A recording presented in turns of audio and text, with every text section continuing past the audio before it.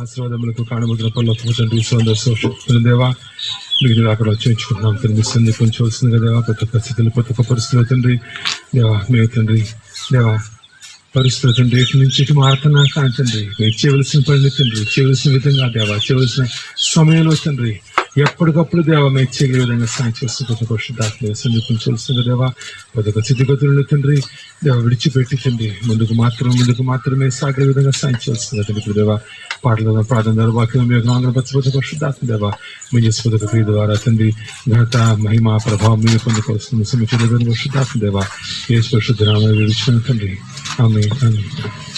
నా నీతి సూర్యుడా భువినేలు యేసయ్యా సరిపోల్చలేను నీతో గనులైన వారిని. నా నీతి సూర్యుడా భువినేలు యేసయ్యా సరిపోల్చలేను నీతో గనులైన వారిని. రాజులకే మహారాజువు కృప చూపే దేవుడవు నడిపించే నందలేయుడా కాపాడే కాపరివి. నా నీతి సూర్యుడా భువినేలు యేసయ్యా సరిపోల్చలేను నీతో గనులైన వారిని. శ్రమలలో బహుశ్రమలలో ఆదరణ కలిగించెను వాక్యమే కృపావాక్యమే నన్ను వీడని అనుబంధమై. శ్రమలలో బహుశ్రమలలో ఆదరణ కలిగించెను వాక్యమే కృపావాక్యమే నన్ను వీడని అనుబంధమై. నీ మాటలే జలధారలై సంతృప్తినిచ్చెను. నీ మాటలే ఔషధమై గాయములు కట్టెను. నీ మాటే మధురం సాగించే యేసయ్యా నీ కోసమే నా జీవితం నడిపించే నజరేయుడా కాపాడే కాపరివి. నా నీతి సూర్యుడా భువినేలు యేసయ్యా సరిపోల్చలేను నీతో గనులైన వారిని. మేలుకై సమస్తమును జరిగించుచున్నావు నీవు ఏదియు కొదువ చేయవు నిన్నాశ్రయించిన వారికి. మేలుకై సమస్తమును జరిగించుచున్నావు నీవు ఏదియు కొదువ చేయవు నిన్నాశ్రయించిన వారికి. భీకరమైన కార్యములు చేయుచున్నవాడా సజీవుడవై అధిక స్తోత్రము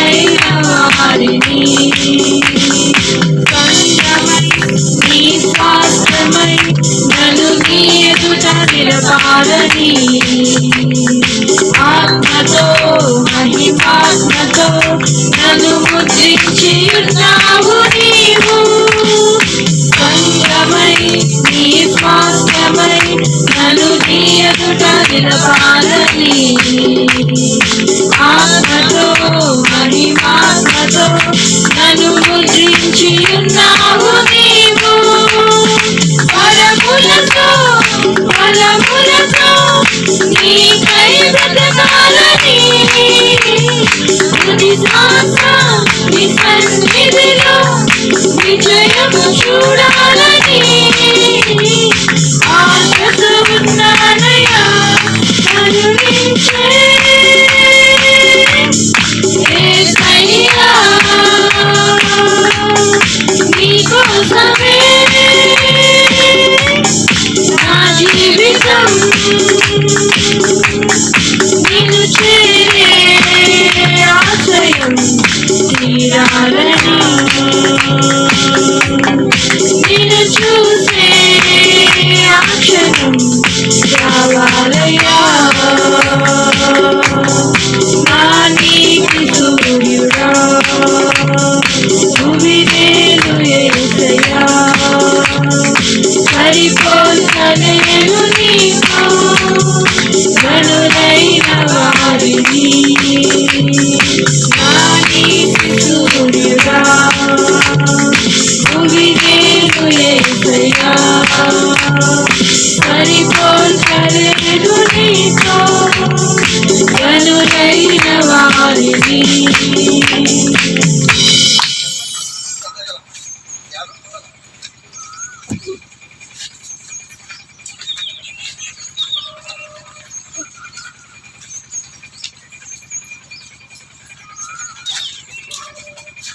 విశ్వాసముతో నేను అడుగుతున్నాను ప్రార్థించాను.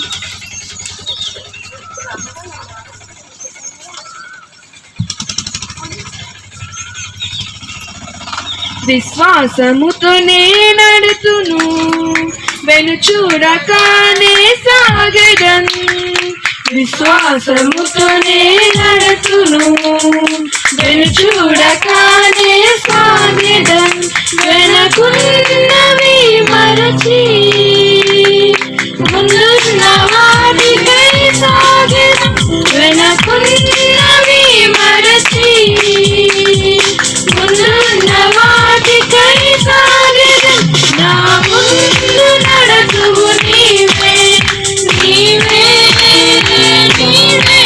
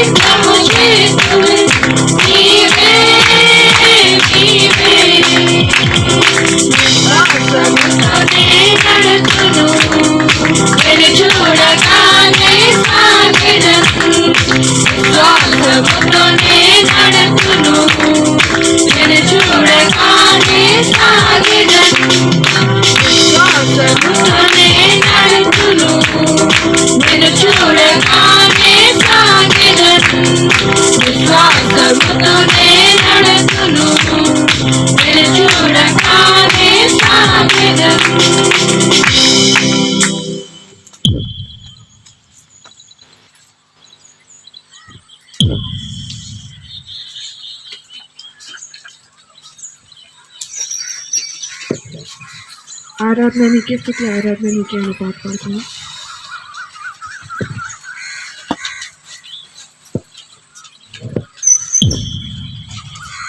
ఆరాధనా నీకే, ఆరాధనా నీకే, ఆరాధనా నీకే, స్తుతి ఆరాధనా నీకే, ఆరాధనా నీకే, ఆరాధనా నీకే, ఆరాధనా నీకే, స్తుతి ఆరాధనా నీకే, స్తుతి ఆరాధనా నీకే చెల్లును దేవా, మహిమ ప్రభావము నీకే కలుగును దేవా, స్తుతి ఆరాధనా నీకే చెల్లును దేవా, మహిమ ప్రభావము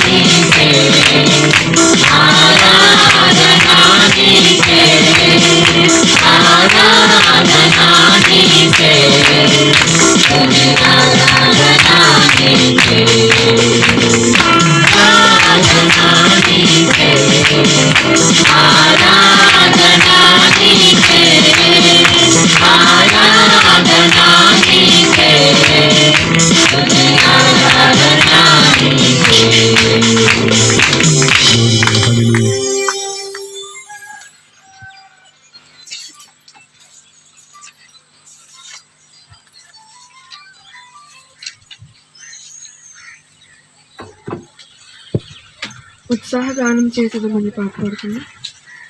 అందులో హృదయపూర్వకంగా కన్నీరు బాధ అన్ని విడిచిపెట్టేసి దేవుని సందులో కొంచెం సేపు మనం హృదయపూర్వకంగా దేవుని ఆరాధిద్దాం. మనం గట్టిగా చప్పట్లు కొడుతూ గట్టిగానే ఆరాధిద్దాం. మనం ఉత్సాహగానము చేసేదము కనపరచెదము మన యేసయ్య నామమును. ఉత్సాహగానము చేసేదము కనపరచెదము మన యేసయ్య నామమును.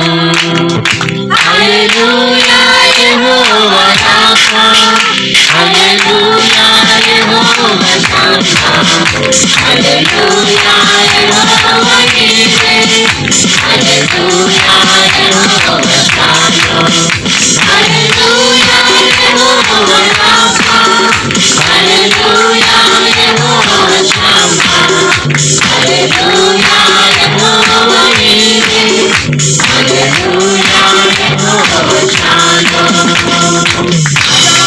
గానము చేసేదము ఘనపరచెదము మన యేసయ్య నామమును.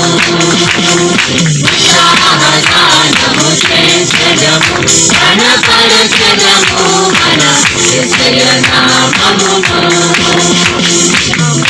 అమూల్యములైన వాగ్దానములు అత్యధికముగా ఉన్నవి. అమూల్యములైన వాగ్దానములు అత్యధికముగా ఉన్నవి. వాటిని మనము నమ్మిన ఎడల దేవుని మహిమను అనుభవించెదము. వాటిని మనము నమ్మిన ఎడల దేవుని మహిమను అనుభవించెదము. హల్లెలూయా యెహోవా రాఫా, హల్లెలూయా యెహోవా షమ్మా, హల్లెలూయా యెహోవా ఈరే, హల్లెలూయా యెహోవా షాలోమ్, హల్లెలూయా యెహోవా రాఫా, హల్లెలూయా యెహోవా షమ్మా, హల్లెలూయా యెహోవా ఈరే, హల్లెలూయా యెహోవా షాలోమ్. ఆరాధనలు జరుగుతున్నవి ఇహ నివాసాల పలుకులుగా. ఆత్మీయ ఆరాధనలు జరుగుతున్నవి ఇహ నివాసాల పలుకులుగా. ఆత్మాభిషేకము సమృద్ధిగా పొంది అక్షయ వరములు అనుభవించెదము. ఆత్మాభిషేకము సమృద్ధిగా పొంది అక్షయ వరములు అనుభవించెదము. హల్లెలూయా యెహోవా రాఫా, హల్లెలూయా యెహోవా షమ్మా, హల్లెలూయా యెహోవా ఈరే, హల్లెలూయా యెహోవా షాలోమ్, హల్లెలూయా యెహోవా రాఫా, హల్లెలూయా యెహోవా షమ్మా, హల్లెలూయా యెహోవా ఈరే, హల్లెలూయా యెహోవా షాలోమ్. వాగ్దాన దేశము విస్తరించిన నమ్మదగిన దేవుడాయె. వాగ్దాన దేశము విస్తరించిన నమ్మదగిన దేవుడాయె. చేసిన వారమై అర్హత పొంది నూతన యెరూషలేము అనుభవించెదము. చేసిన వారమై అర్హత పొంది నూతన యెరూషలేము అనుభవించెదము. హల్లెలూయా యెహోవా రాఫా, హల్లెలూయా యెహోవా షమ్మా, హల్లెలూయా యెహోవా ఈరే, హల్లెలూయా యెహోవా షాలోమ్, హల్లెలూయా యెహోవా రాఫా, హల్లెలూయా యెహోవా షమ్మా, హల్లెలూయా యెహోవా ఈరే, హల్లెలూయా యెహోవా షాలోమ్. గానము చేసెదము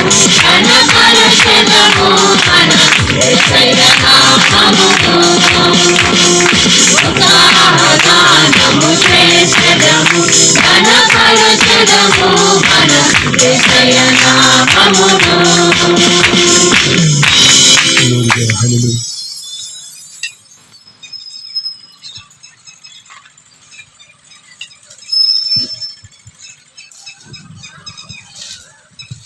ఇది జరుగునని నేను అనుకున్న నీ భీకర కార్యంలోనే పాట పాడుతుంది. చివరి పాట పాడుకుందామా అందరం ఉజ్జీవంగా. ఇది జరుగునని నేననుకున్నని భీకర కార్యములు ఊహించలేని నా ఊహకు అందని గొప్ప మేలులు. ఇది జరుగునని నేననుకున్నని భీకర కార్యములు ఊహించలేని నా ఊహకు అందని గొప్ప మేలులు. చేయగలవాడవు గొప్ప దేవుడవు సర్వశక్తుడవు సమర్థుడవు నీవు. చేయగలవాడవు గొప్ప దేవుడవు సర్వశక్తుడవు సమర్థుడవు నీవు. హల్లెలూయా హల్లెలూయా హల్లెలూయా హల్లెలూయా హల్లెలూయా హల్లెలూయా హల్లెలూయా హల్లెలూయా. ఇది జరుగునని నేననుకున్నని భీకర కార్యములు ఊహించలేని నా ఊహకు అందని గొప్ప మేలులు. ఇది జరుగునని నేననుకున్నని భీకర కార్యములు ఊహించలేని నా ఊహకు అందని గొప్ప మేలులు. సంగమే రహదారిగా మారాయే మధురముగా ఆకాశము ఒలిపించేదిగా. సంగమే రహదారిగా మారాయే మధురముగా ఆకాశము ఆహారాన్ని ఒలిపించేదిగా.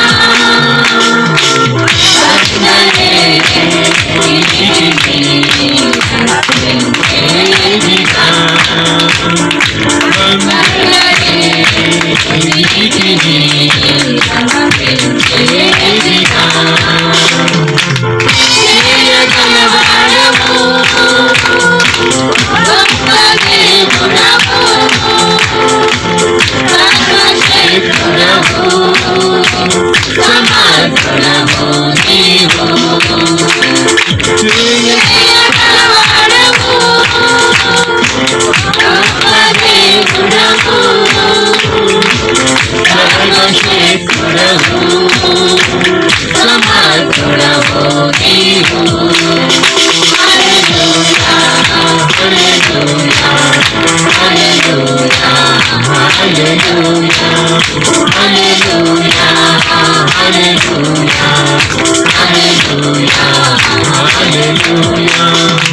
ఇది జరుగునని నేననుకున్నని భీకర కార్యములు ఊహించలేని నా ఊహకు అందని గొప్ప మేలులు. ఇది జరుగునని నేననుకున్నని భీకర కార్యములు ఊహించలేని నా ఊహకు అందని గొప్ప మేలులు. చేయగలవాడవు గొప్ప దేవుడవు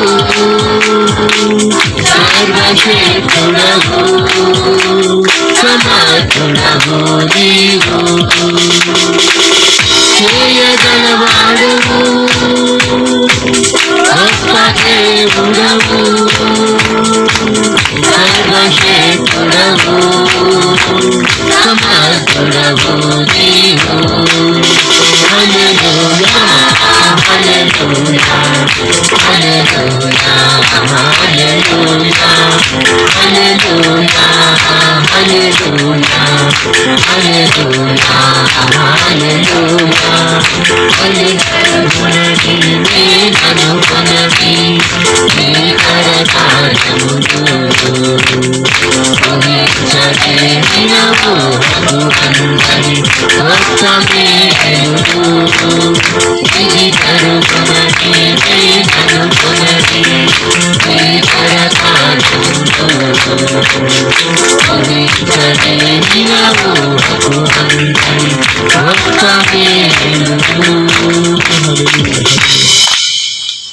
మన అందులో వేసినట్లయితే మనం కొంచెంసేపు హృదయపూర్వకంగా సుధారణ చేసుకుందాం. మనం దొరుకుతుంది.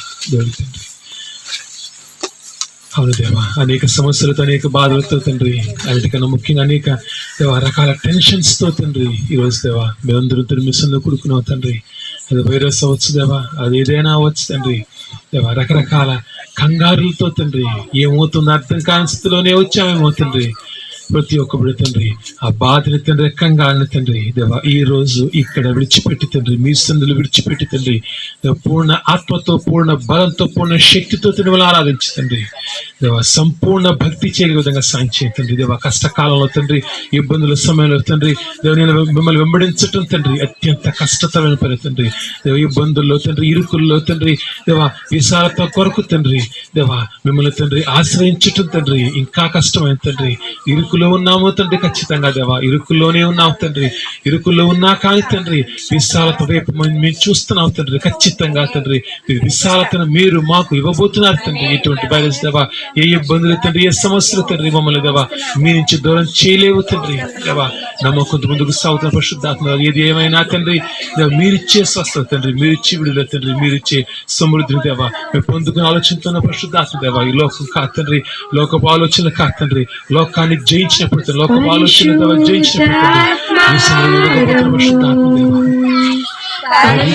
హృదయపూర్వకంగా ఏ చప్పడకూడదు, హృదయపూర్వక హృదయాన్ని కుమ్మరించుకుందాం, మా హృదయంలో నుంచి పాడదాం.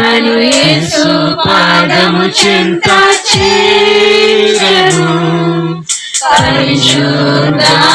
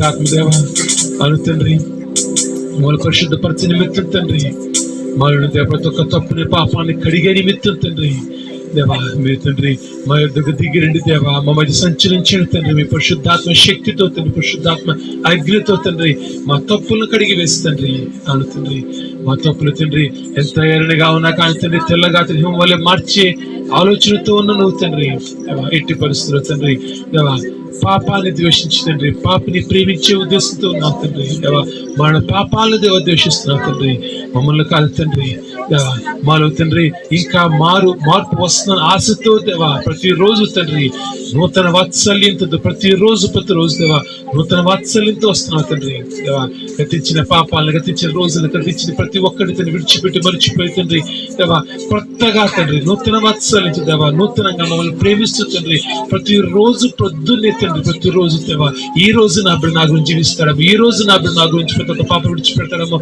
ఈ రోజు నా బిడ్డ నా కొరకు ఏం చేస్తాడు ఈ రోజు నా బిడ్డ నన్ను ఎంతగా ప్రేమిస్తాడని ఆశతో నువ్వు వస్తున్న పరిశుద్ధాత్మ దేవా నీ ఆశ దేవ తీర్చగలిగి ఆ భక్తి చేయగల సాంచింది ఎక్కడ అది ఇప్పుడు తండ్రి వెనుకడుగు వేయకుండా తండ్రి దేవా రాజాని Baba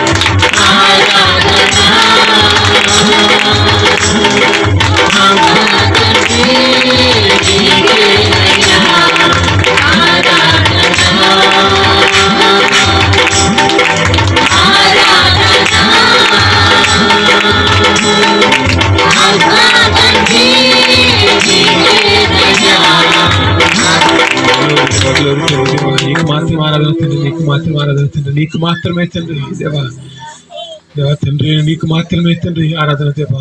లోకాన్ని దేవా, లోకపు ఆలోచన తండ్రి, లోకానికి కాదు కానీ దేవా నిన్ను మాత్రమే ఆరాధిస్తూ తండ్రి, నిన్ను హృదయం దాచుకుని తండ్రి, నీ గురించి నీ కొరకు జీవించి తండ్రి, నీ కొరకు మాత్రమే జీవించి ఆలోచనతో దేవా దృఢ సంకల్పంతో వచ్చిన పరిశుద్ధాత్మ దేవ ప్రతొక్కబడి తండ్రి, మీకు రెక్కల చవి దాచి కాచి కాపాల్సిన తండ్రి, ఈరోజు అనేక మంది రాలేదు తండ్రి దేవా. అవును తండ్రి దేవా, భయం తండ్రి, లోకానికి భయపడుతున్నావా తండ్రి, లోకాధిపతికి భయపడుతున్నావా తండ్రి దేవా. భయపడవలసిన వైరస్ కాదు కాదు తండ్రి దేవా, దానికి మూలమైన అపవాదికి తండ్రి భయపడాలి తండ్రి దేవా.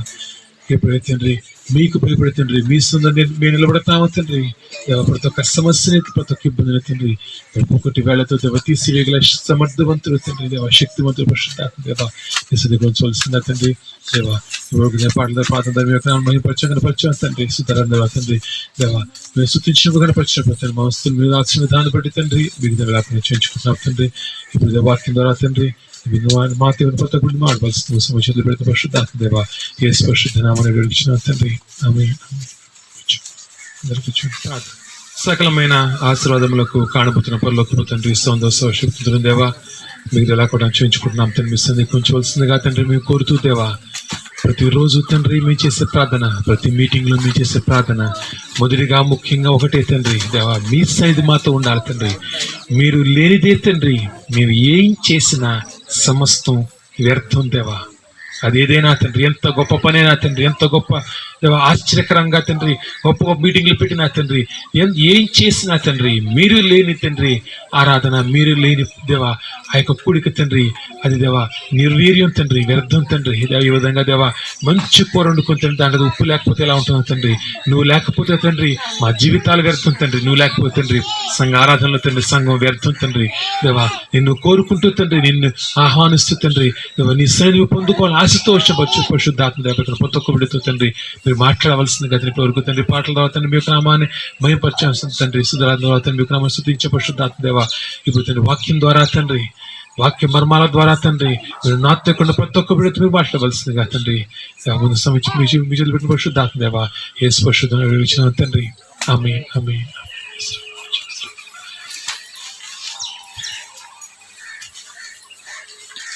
లాస్ట్ వీక్ పెద్ద వైరస్ రాలేదు కదా, వైరస్ వచ్చింది ఎవరు వస్తుంది మనకి. నాకైతే చర్చలు చూస్తే అర్థం వైరస్ వచ్చింది అనమాట. కాకినాడలో వైరస్ బాగా వచ్చేసింది అనమాట అర్థమవుతుంది. ఓకే పర్లేదు, ఎందుకంటే భయమే నిజమే, ఇబ్బంది చాలా భయం కదా. ఇంట్లో అందరూ జాగ్రత్త కూర్చున్నారు కదా. మేము ఇక్కడి నుంచి రాజమండ్రి వెళ్ళే పాశ్రం గారి బస్సులు, అక్కడి నుంచి మళ్ళీ హైదరాబాద్ దగ్గర వెళ్తాం.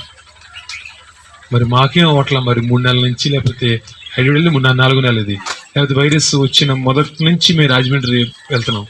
ఏమో మరి నాకేదేం అవ్వలేదు, అవ్వాలి కొనుక్కోకండి. అయితే కనుక చర్చి మూసేస్తారు పాస్టర్ అనుకోకండి. అయినా కానీ చర్చి మాత్రం నడుస్తుంది. ఎందుకంటే దేవుని పని ఎక్కడ ఎప్పుడు ఆగటం అనేది అంచిత్తం కాదు. అది కేవలం మన జీవితంలో వచ్చే ఒక్కొక్క పరీక్షను బట్టి ఆపటం అనేది ఒక పరీక్ష. దాన్ని ఎక్కడానికి ప్రయత్నిద్దాం. మనం ఈరోజు మనం వాక్యం వెళ్దాం. మనం వాక్యం వెళ్లే ముందు ఒక్క మాట చెప్పి వాక్యం వెళ్తాను. నేను ఎప్పుడు చెప్పేది వాక్యం అనేది నువ్వు పైపైన చదివితే ఏం అర్థం కాదు. 1-4 చెప్తాను అదే మాట. చాలా మంది వాక్యాన్ని చదివి అర్థం కాక ఇదేననుకుంటారు చాలా మంది. వాక్యం నువ్వు పైపైన చదివితే నీకు 100% ఏం అర్థం కాదు. ఎప్పుడైతే అలాగని చెప్పి వాక్యం చదవడానికి, వాక్యం నేర్చుకోవడం గొప్ప టెక్నిక్ ఏం అక్కర్లేదు. నువ్వు హృదయపూర్వకంగా హృదయాన్ని కుమరించుకుని వాక్యం చదివేటప్పుడు నీకు కావాల్సినటువంటి ఆలోచన ఏంటి కనుక, ఈ రోజు ఈ వాక్యంతో నువ్వు నన్ను బలపరచు, ఈ వాక్యంతో నువ్వు నాతో మాట్లాడు. వాక్యం చదివినప్పుడు వాక్యం ఏముంది, లేదా వాక్యం చదవాలి కాబట్టి, లేదా వాక్యం నేర్చుకునే ఉద్దేశం కాదండి. ఈ రోజు నేను చదివే ఈ వాక్యంతో, నేను వినే ఈ వాక్యంతో నువ్వు నాతో మాట్లాడి నన్ను బలపరచు అనే ఉద్దేశంతో నువ్వు వాక్యం చదివితే కనుక అది ఎవరికైనా అర్థం అవుతుంది. వాక్యం అర్థం కావడానికి పాండిత్యం అక్కర్లేదు. వాక్యం అర్థం కావడానికి కావాల్సింది మనస్సు. ఎందుకంటే నువ్వు ప్రతి ఒక్క బుక్ చదివేది నీ బ్రెయిన్తో, కానీ ఈ వాక్యం చదివేది హృదయంతో. వ్యత్యాసం ఉందండి. అందరూ మనం అన్ని రకాల బుక్స్ చదివిన విధంగా ఈ బైబిల్ కూడా చదువుతాం కాబట్టి అర్థం కాదు. వాక్యాన్ని చదవాల్సింది హృదయంతో. హృదయంతో వాక్యం చదివినప్పుడు నీకు చదువు వచ్చా రాదా, లేకపోతే కనుక నీకు ఎంత జ్ఞానం ఉంది ఎక్కలేదు, కానీ ప్రతి ఒక్క మాట పరిశుద్ధాత్మ దేవుడు ఆయన హృదయంతో, పరిశుద్ధాత్మ హృదయాన్ని సంధిస్తూ రాసిన వాక్యం అది మనకి ఆ గొప్ప గొప్ప నాలెడ్జ్, గొప్ప గొప్ప వెరైటీ మాటలు చెప్పడం గురించి కాదు వాక్యం రాసింది. నీ హృదయాన్ని సంధిస్తూ హృదయానికి అర్థం కావటానికి, నీ జీవితంలో మార్పులు తీసుకురావటం కొరకు వాక్యం రాబడింది. కాబట్టి వాక్యాన్ని హృదయంతో చాలా ప్రయత్నిద్దాం. ఈరోజు చూసుకుందాం, మనం జయించటానికి జన్మించాం. మనం గుర్తుపెట్టుకుని ఎప్పుడు మనం ఓడిపోవడానికి కాదు. ఎందుకంటే కనుక మనల్ని ముందు నడిపిస్తున్నటువంటి ఆ గొప్ప దేవుడు ఎటువంటి దేవుడు? ఆయన దత్తపుత్రాత్మ అంట. అంటే ఆయన జయించటానికి మాత్రం మొదటిగా చూసుకుంది మనం. ప్రకటన గ్రంథం 3:21 నేను జయించి నా తండ్రితో కూడా ఆయన సింహాసనం మందు కూర్చుండి ఉన్న ప్రకారము జయించు వారిని నాతో కూడా నా సింహాసనం మందు కూర్చుండిచ్చెదను. జయించటానికి. తర్వాత చూస్తే కనుక ఒక్కొక్క దూతకు చెప్పినప్పుడు రాయబడి ఉంటుంది, జయించటానికి ఆయన వచ్చాడు. జయించటానికి. చూడండి, ఈ మాట జయం అనే మాటని ఖచ్చితంగా అర్థం చేసుకోండి. కనుక నేను జయించి, యేసుక్రీస్తు చెప్పిన మాట ఇది. ఆయన జయించాడు. ఆయన యేసుక్రీస్తు ఆయన జయించున్న ఒక మాట, నేను జయించి నా తండ్రితో కూడా ఆయన సింహాసనం ముందు కూర్చుండి. అంటే యేసుక్రీస్తు తండ్రికి కుమారుడు కాబట్టి, ఆ పరమ తండ్రికి, ఆ గొప్ప దేవుడు కుమారుడు కాబట్టి కూర్చోవాలి అక్కడ. జయించాడు కాబట్టి. మరి యేసుక్రీస్తు జయించాడు కాబట్టి సింహాసనంలో కూర్చోగలిగాడు. మరి మీరు నేను కేవలం దేవుడు నమ్ముకుంటే మనం సింహాసనం కూర్చోగలమా? అవకాశం లేదు. తండ్రికి, ఆ యెహోవా తండ్రికి కుమారుడు కాబట్టి కూర్చోలేదు. కానీ ఆయన జయించి, ఆయన ఒక మార్గాన్ని, ఆయన ఒక పద్ధతిని ఆయన మనకు చూపించి జయించి తర్వాత ఏం చేశాడు? నేను జయించి నా తండ్రితో కూడా ఆయన సింహాసనం ముందు కూర్చుండి ఉన్న ప్రకారము నేను ఏ విధంగా అయితే కనుక జయించాను, నేను ఏ విధంగా అయితే కనుక తండ్రి సింహాసనంలో కృపాసనం కూర్చోడానికి అర్హత పొందుకుని, అదే విధంగా చూడండి ఆ ప్రకారము జయించు వారిని నాతో కూడా నా సింహాసనం ముందు నాతో కూడా ఎవరైతే జయిస్తారో వారిని మాత్రమే. దేవుడు నమ్ముకున్నంతలో మనం పరలోక రాజ్యం చేరే అవకాశం శూన్యం. మనం దేవుణ్ణి అయ్యా దేవా అన్నంతలో అది విశ్వాసులు కాదు, పాస్టర్లు కాదు, బిషప్లు కాదు, ఎంత పెద్దవారైనా కానీ ఇక్కడ వ్యత్యాసం లేదు. ఇక్కడ ఎక్కువ తక్కువ, బాగా తెలుసు తెలియదు, ఏ వ్యత్యాసం లేదు. ఒకటే ఏకైక వ్యత్యాసం, నువ్వు జయిస్తున్నావా లేదా? జయించే ఆలోచన నీకుందా?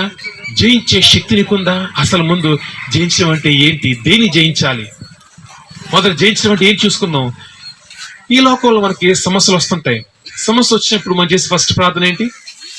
సమస్యను తీసేయి. ఎంతమంది సమస్య వచ్చినప్పుడు ఈ సమస్యని జయించటానికి నాకు శక్తినివ్వయా, ఈ సమస్య తీసేవని కాదు, కానీ ఎందుకంటే ఒక సమస్య ఇంకో సమస్య వస్తుంది. శరీరం ఉన్నంత వరకు సమస్యలు కోకొలలు. కాళ్ళు నొప్పి చేయలేకపోతే ఇంకో నొప్పి వస్తుంది, ఒకపోతే ఇంకొక వస్తుంది, ఎన్నో వస్తాయి. ఆటంకాలు, ఇబ్బందులు మన జీవితంలో అనేకం వస్తాయి. కానీ మనకు రావాల్సింది, తెలియాల్సింది జయించే పద్ధతి. జయించటం చేత అయితే కనుక ప్రతి ఒక్కదాన్ని జయించగలవు. జయించటం అత్యంత ముఖ్యమైనటువంటి ఆ జయించటం అంటే ఇక్కడ రాజీ పట్టం కాదు. జయించడం అంటే తెలుసుకోవాల్సి, నువ్వు రాజీ పట్టం, పరిస్థితుల నుంచి ఎలాగలా పారిపోవటం కాదు. 100% అది ఎటువంటి పరిస్థితి అయినా కానీ నువ్వు జయించటానికి నువ్వు ముందు అడుగు వేసినప్పుడు అత్యంత ముఖ్యమైనది తెలుసుకోవాల్సింది. ఇక్కడ జయించటానికి నీ జీవితం, నీ క్రైస్తవ జీవితం ఉండవలసింది జయించటానికి. క్రైస్తవ జీవితం అంటే కనుక రాజీ పడేది కాదు. పరిస్థితులు బట్టి, ఇబ్బందులు బట్టి, ఎవరు ఏమంటే కనుక అన్న మాటలు బట్టి నీ జీవితాన్ని మలుచుకోవడం కాదు, కానీ జయించటం అనేది క్రైస్తవ జీవితంలో అత్యంత ముఖ్యమైనది. అయితే ఈ జయించటం గురించి మనం చూసినట్లయితే కనుక జయించవలసింది ఏంటి, అసలు నువ్వు జయించవలసింది ఏంటి అని చెప్పే ముందు ఒక మాట చెప్తాను. క్రైస్తవం అంటే ఏంటి అంటే కనుక బైబిల్ చదువుతున్నాం, వాక్యాన్ని వింటున్నాం, ప్రార్థనలు చేస్తున్నాం, అన్ని మనకు తెలిసినంత వరకు పారంపర్యంగా నేర్చుకునే పనులన్నీ భక్తి చేస్తున్నాం. కానీ క్రైస్తవ జీవితం అంటే ఏంటి అంటే, మొదట నువ్వు దేవుని అడుగుపెట్టిన తర్వాత నువ్వు ప్రార్థన చేయడం మొదలు పెడతావు. ప్రార్థన చేస్తాం. మనం మొదటగా చేసే ప్రార్థన, నాకు సాయం చేయి, లేకపోతే నాకు సమస్య తీర్చు, రకరకాల ప్రార్థనలు చేస్తాం. ఆ తర్వాత ఎప్పుడైతే దేవుని ఎదగడం మొదలుపెట్టిన తర్వాత బైబిల్ చదివి వాక్యాన్ని నేర్చుకుని నెక్స్ట్ చేయవలసిన ప్రార్థన ఫస్ట్ చేస్తున్నాం. తెలియక అయితే తెలిసైనా కానీ సమస్యల గురించి. ఆ తర్వాత నువ్వు చేయవలసిన ప్రార్థన ఏంటి కనుక ఆత్మీయ ఎదగటం గురించి, నీ గురించి నాకు తెలియచేయ్యా, ఆత్మీయ ఎదగడానికి అవకాశం ఇవ్వయ్యా. వాక్యాన్ని చదువుతూ, వాక్యం ఎదగటానికి ప్రార్థన చేస్తూ, వాక్యాన్ని చదివిన వాక్య ప్రకారం జీవించడానికి నువ్వు వాక్య ప్రకారం ఎదగటానికి ప్రార్థన చేస్తూ నువ్వు చేయవలసినటువంటి భక్తి. అయితే ఈ ప్రక్రియ ఎందుకు అంటే కనుక, నువ్వు ఒక ఉద్యోగం మొదలుపెట్టావు, అయితే కనుక ఒక వ్యాపారం మొదలుపెట్టు, ఒక పని మొదలుపెట్టు, అది ఏదైనా కానీ పోని ఒక 15-16 సంవత్సరాల వయసు నుంచి ఒక యవనకాలు అడుగు పెట్టావు. ప్రతి ఒక్క మనిషికి జీవితం మీద ఒక అవగాహన ఉంటుంది. ఎలా జీవించాలి, ఏ పని ఎలా చేయాలి, ఉద్యోగం చేయాలి, వ్యాపారం చేయాలా, వ్యాపారం చేసి ఎలా చేయాలి, ఒక అవగాహన, ఒక పద్ధతి, ఒక ప్రవృత్తిని నేర్చుకుంటాడు, ఒక స్వభావాన్ని బిల్డప్ చేసుకుంటాడు కదా. ఇక్కడ క్రైస్తవం అంతే.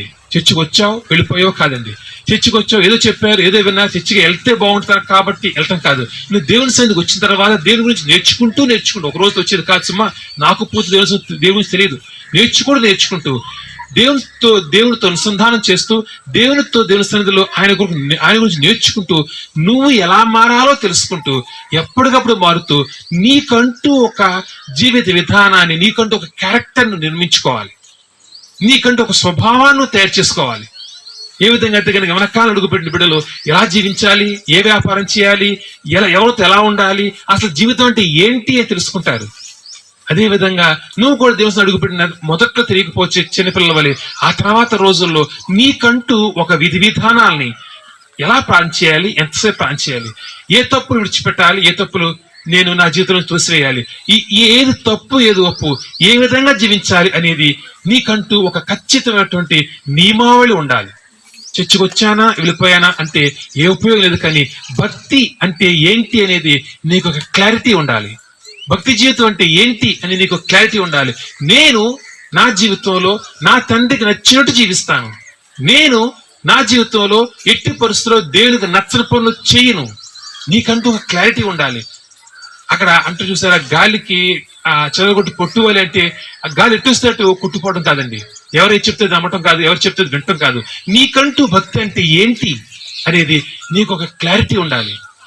ఏం చేయాలి, నేను ఎలా జీవించాలి, భక్తి ఎలా చేయాలి, నా తండ్రితో ఏ విధంగా నడవాలి, నేను నడిచే పద్ధతి ఏంటి అనేది నీకు మొదటి ఒక క్లారిటీ ఉండాలి. ఇక్కడ చూద్దాం, నెక్స్ట్ పాయింట్ లో కొద్దాం, జయించడం గురించి చూద్దాం. ఎప్పుడైతే భక్తి గురించి నీకు అర్థమైంది, దేవునికి వచ్చావు, భక్తి అంటే అర్థమైంది, భక్తి ఇప్పుడు ఆ భక్తి జీవితాన్ని నువ్వు ముందు తీసుకెళ్ళాలి. భక్తి నీకు అర్థమైంది, భక్తి జీవితాన్ని ముందు తీసుకెళ్ళాలి. ఇప్పుడు ఆ భక్తి జీవితాన్ని ముందుకు తీసుకెళ్లే ప్రక్రియలో అనేక ఆటంకాలు వస్తాయి, అనేక పోరాటాలు వస్తాయి.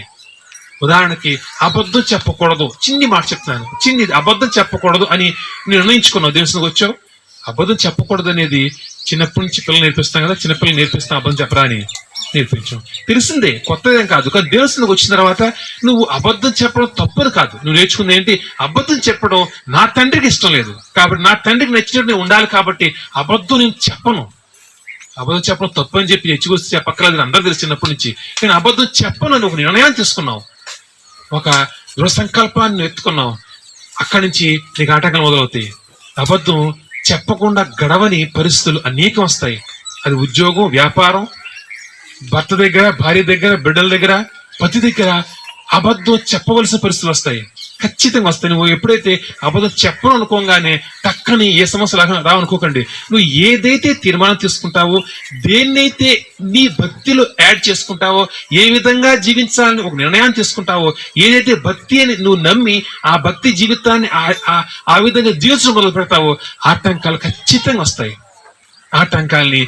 ఆటంకాల్ని జయించటం మొదలవుతుంది. ఇక్కడ జయించడం మొదలవుతుంది. ఇక్కడ తిరిగి చూస్తే గనక ప్రతి ఒక్కరి జీవితంలో ఆటంకాల సమస్యలు వస్తాయి. అది కొత్త కాదు. కానీ ఇక్కడ బయట జీవితం గురించి మాట్లాడట్లేదు, ఆత్మీయ జీవితం గురించి మాట్లాడుతున్నాను. నువ్వు దేన్నైతే భక్తి ఎంచుకున్నావో, అబద్ధం చెప్పకూడదా, తప్పుడు పనులు చేయకూడదా, తప్పుడు మాటలు మాట్లాడకూడదా, మోసం చేయకూడదా, ఏదైతే నువ్వు నీ యొక్క నిజ జీవితంలో నువ్వు ఏదైతే కనుక దేని భక్తిగా నువ్వు క్లారిటీతో ఎంచుకున్నావో, అది ఆ భక్తి జీవితాన్ని జీవిస్తున్నప్పుడు అనేక ఆటంకాలు వస్తాయి. ఆటంకాల్ని నువ్వు జయించాలి. ఇప్పుడు తిరిగి పక్కన పెట్టి ఇంకో పాయింట్లోకి వెళ్తున్నాను, జాగ్రత్తగా అర్థం చేసుకోండి. పాయింట్లు మాత్రం అర్థం కాదు, జాగ్రత్తగా వినండి. ఓకే, జయించాలి. నీ జీవితంలో భక్తి జీవితం ముందు సాగించడానికి ఆటంకాలను జయించాలి. సరే, ఇప్పుడు కోపం, లేకపోతే కనుక ద్వేషం, ఇంకా రకరకాలు ఈ గుణాలు తప్పు కదా, నిజమే. కానీ ఇప్పుడు కొత్త మాట చెప్తాను వినండి. నీ కోపం తప్పే, కరెక్టే, కానీ అన్ని వేళ తప్పు కాదు, అన్ని వేళ కరెక్ట్ కాదు. ఎలా? ప్రతి ఒక్క మనిషి జీవితంలో రకరకాల గుణాలు ఉంటాయి. అది కోపం అవ్వచ్చు, అది ఏదైనా అవ్వచ్చు. రకరకాల గుణాలు ఉంటాయి. ఆ గుణాలని మనం దేనికి ఉపయోగించుకుంటాం? మన స్వార్థం కొరకు, నీ మంచి అవటం గురించి ఉపయోగించుకుంటాం.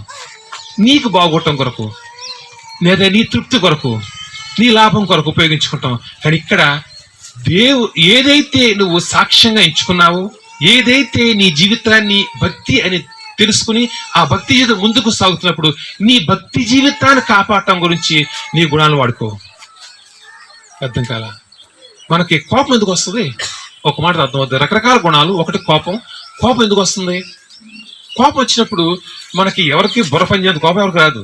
కోపం వచ్చినప్పుడు ఖచ్చితంగా అరవకపోతే అనిపిస్తుంది, ఇప్పుడు కనుక నేను కోపం చూపించి 4 కేకలు అయిపోతే కనుక రేపొద్దున నేను చీపైపోతాను, లేదా రేపొద్దున వాళ్ళు మోసం చేస్తారు.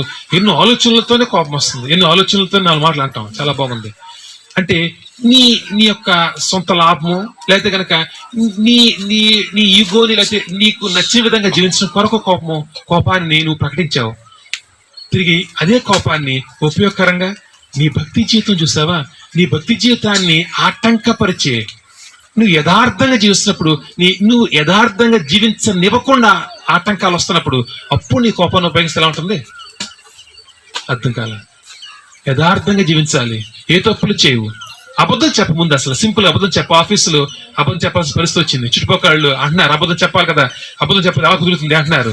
అప్పుడు నువ్వు అది అబద్ధం నేను కుదరదులే అంటే కనుక ఏమంటాడు? నేను కొంచెం అబద్ధం చెప్తే కనుక నా దేవుడు ఒప్పుకుంటే కనుక నీతో బలవంతం అబద్ధం చెప్పించేస్తారు కదా. యథార్థంగా జీవించే ప్రక్రియలో నీ యథార్థను కాపాడడం గురించి, నీ ఉద్దేశాన్ని కాపాడడం గురించి అక్కడ కోపం అక్కడ ఖచ్చితంగా చూపించాల్సి వస్తుంది. ఏమని? నేను అబద్ధం చెప్పను, నేను యథార్థంగా జీవిస్తాను. అది అవునంటే అవును, కాదంటే కాదుగా నేను జీవిస్తాను. అది ఏదైనా పర్లేదు. ఖచ్చితంగా కఠినంగా చెప్పాల్సిన మాట చెప్పాల్సినప్పుడు మనం చెప్పాలి. ఎందుకంటే నీ యొక్క భక్తి జీవితాన్ని కాపాడుకోవడం గురించి నీ కోపాన్ని నువ్వు వాడుకోగలుగుతున్నావా? ఆలోచించు. జయించటానికి ఎవరైతే జయిస్తారో, ఇక్కడ జయించేది, తిరిగి వస్తున్నాను, జయించేది నీవు ఈ కోపాన్ని నీ యొక్క నిజ జీవితంలో నీ సొంత గురించి కాకుండా నీవు దేవుని యొక్క చిత్త ప్రకారం అయితే కనుక దేవుని ఇష్ట ప్రకారం జీవించే ఆ ప్రక్రియలో నీ యొక్క కోపాన్ని వాడుకోమని చెప్తాను కదా. ఇది ఎలా చేయాలి? ఇది ఎలా జరుగుతుంది? ఇది ఎలా జరుగుతుందంటే కనుక నువ్వు జయించవలసింది, మొదట జయించవలసింది నిన్ను నువ్వు. అర్థం కదా? మొదట జయించవలసిన ఎవరిని? ఆటంకాలు కాదు. ఆటంకాలు జయించాలంటే కనుక, ఇబ్బందులు జయించాలంటే కనుక మొదట జయించవలసిన ఎవరిని? నిన్ను నువ్వు జయించాలి ముందు. ఎవరైతే తాను జయిస్తాడో ప్రపంచాన్ని జయించగలంట.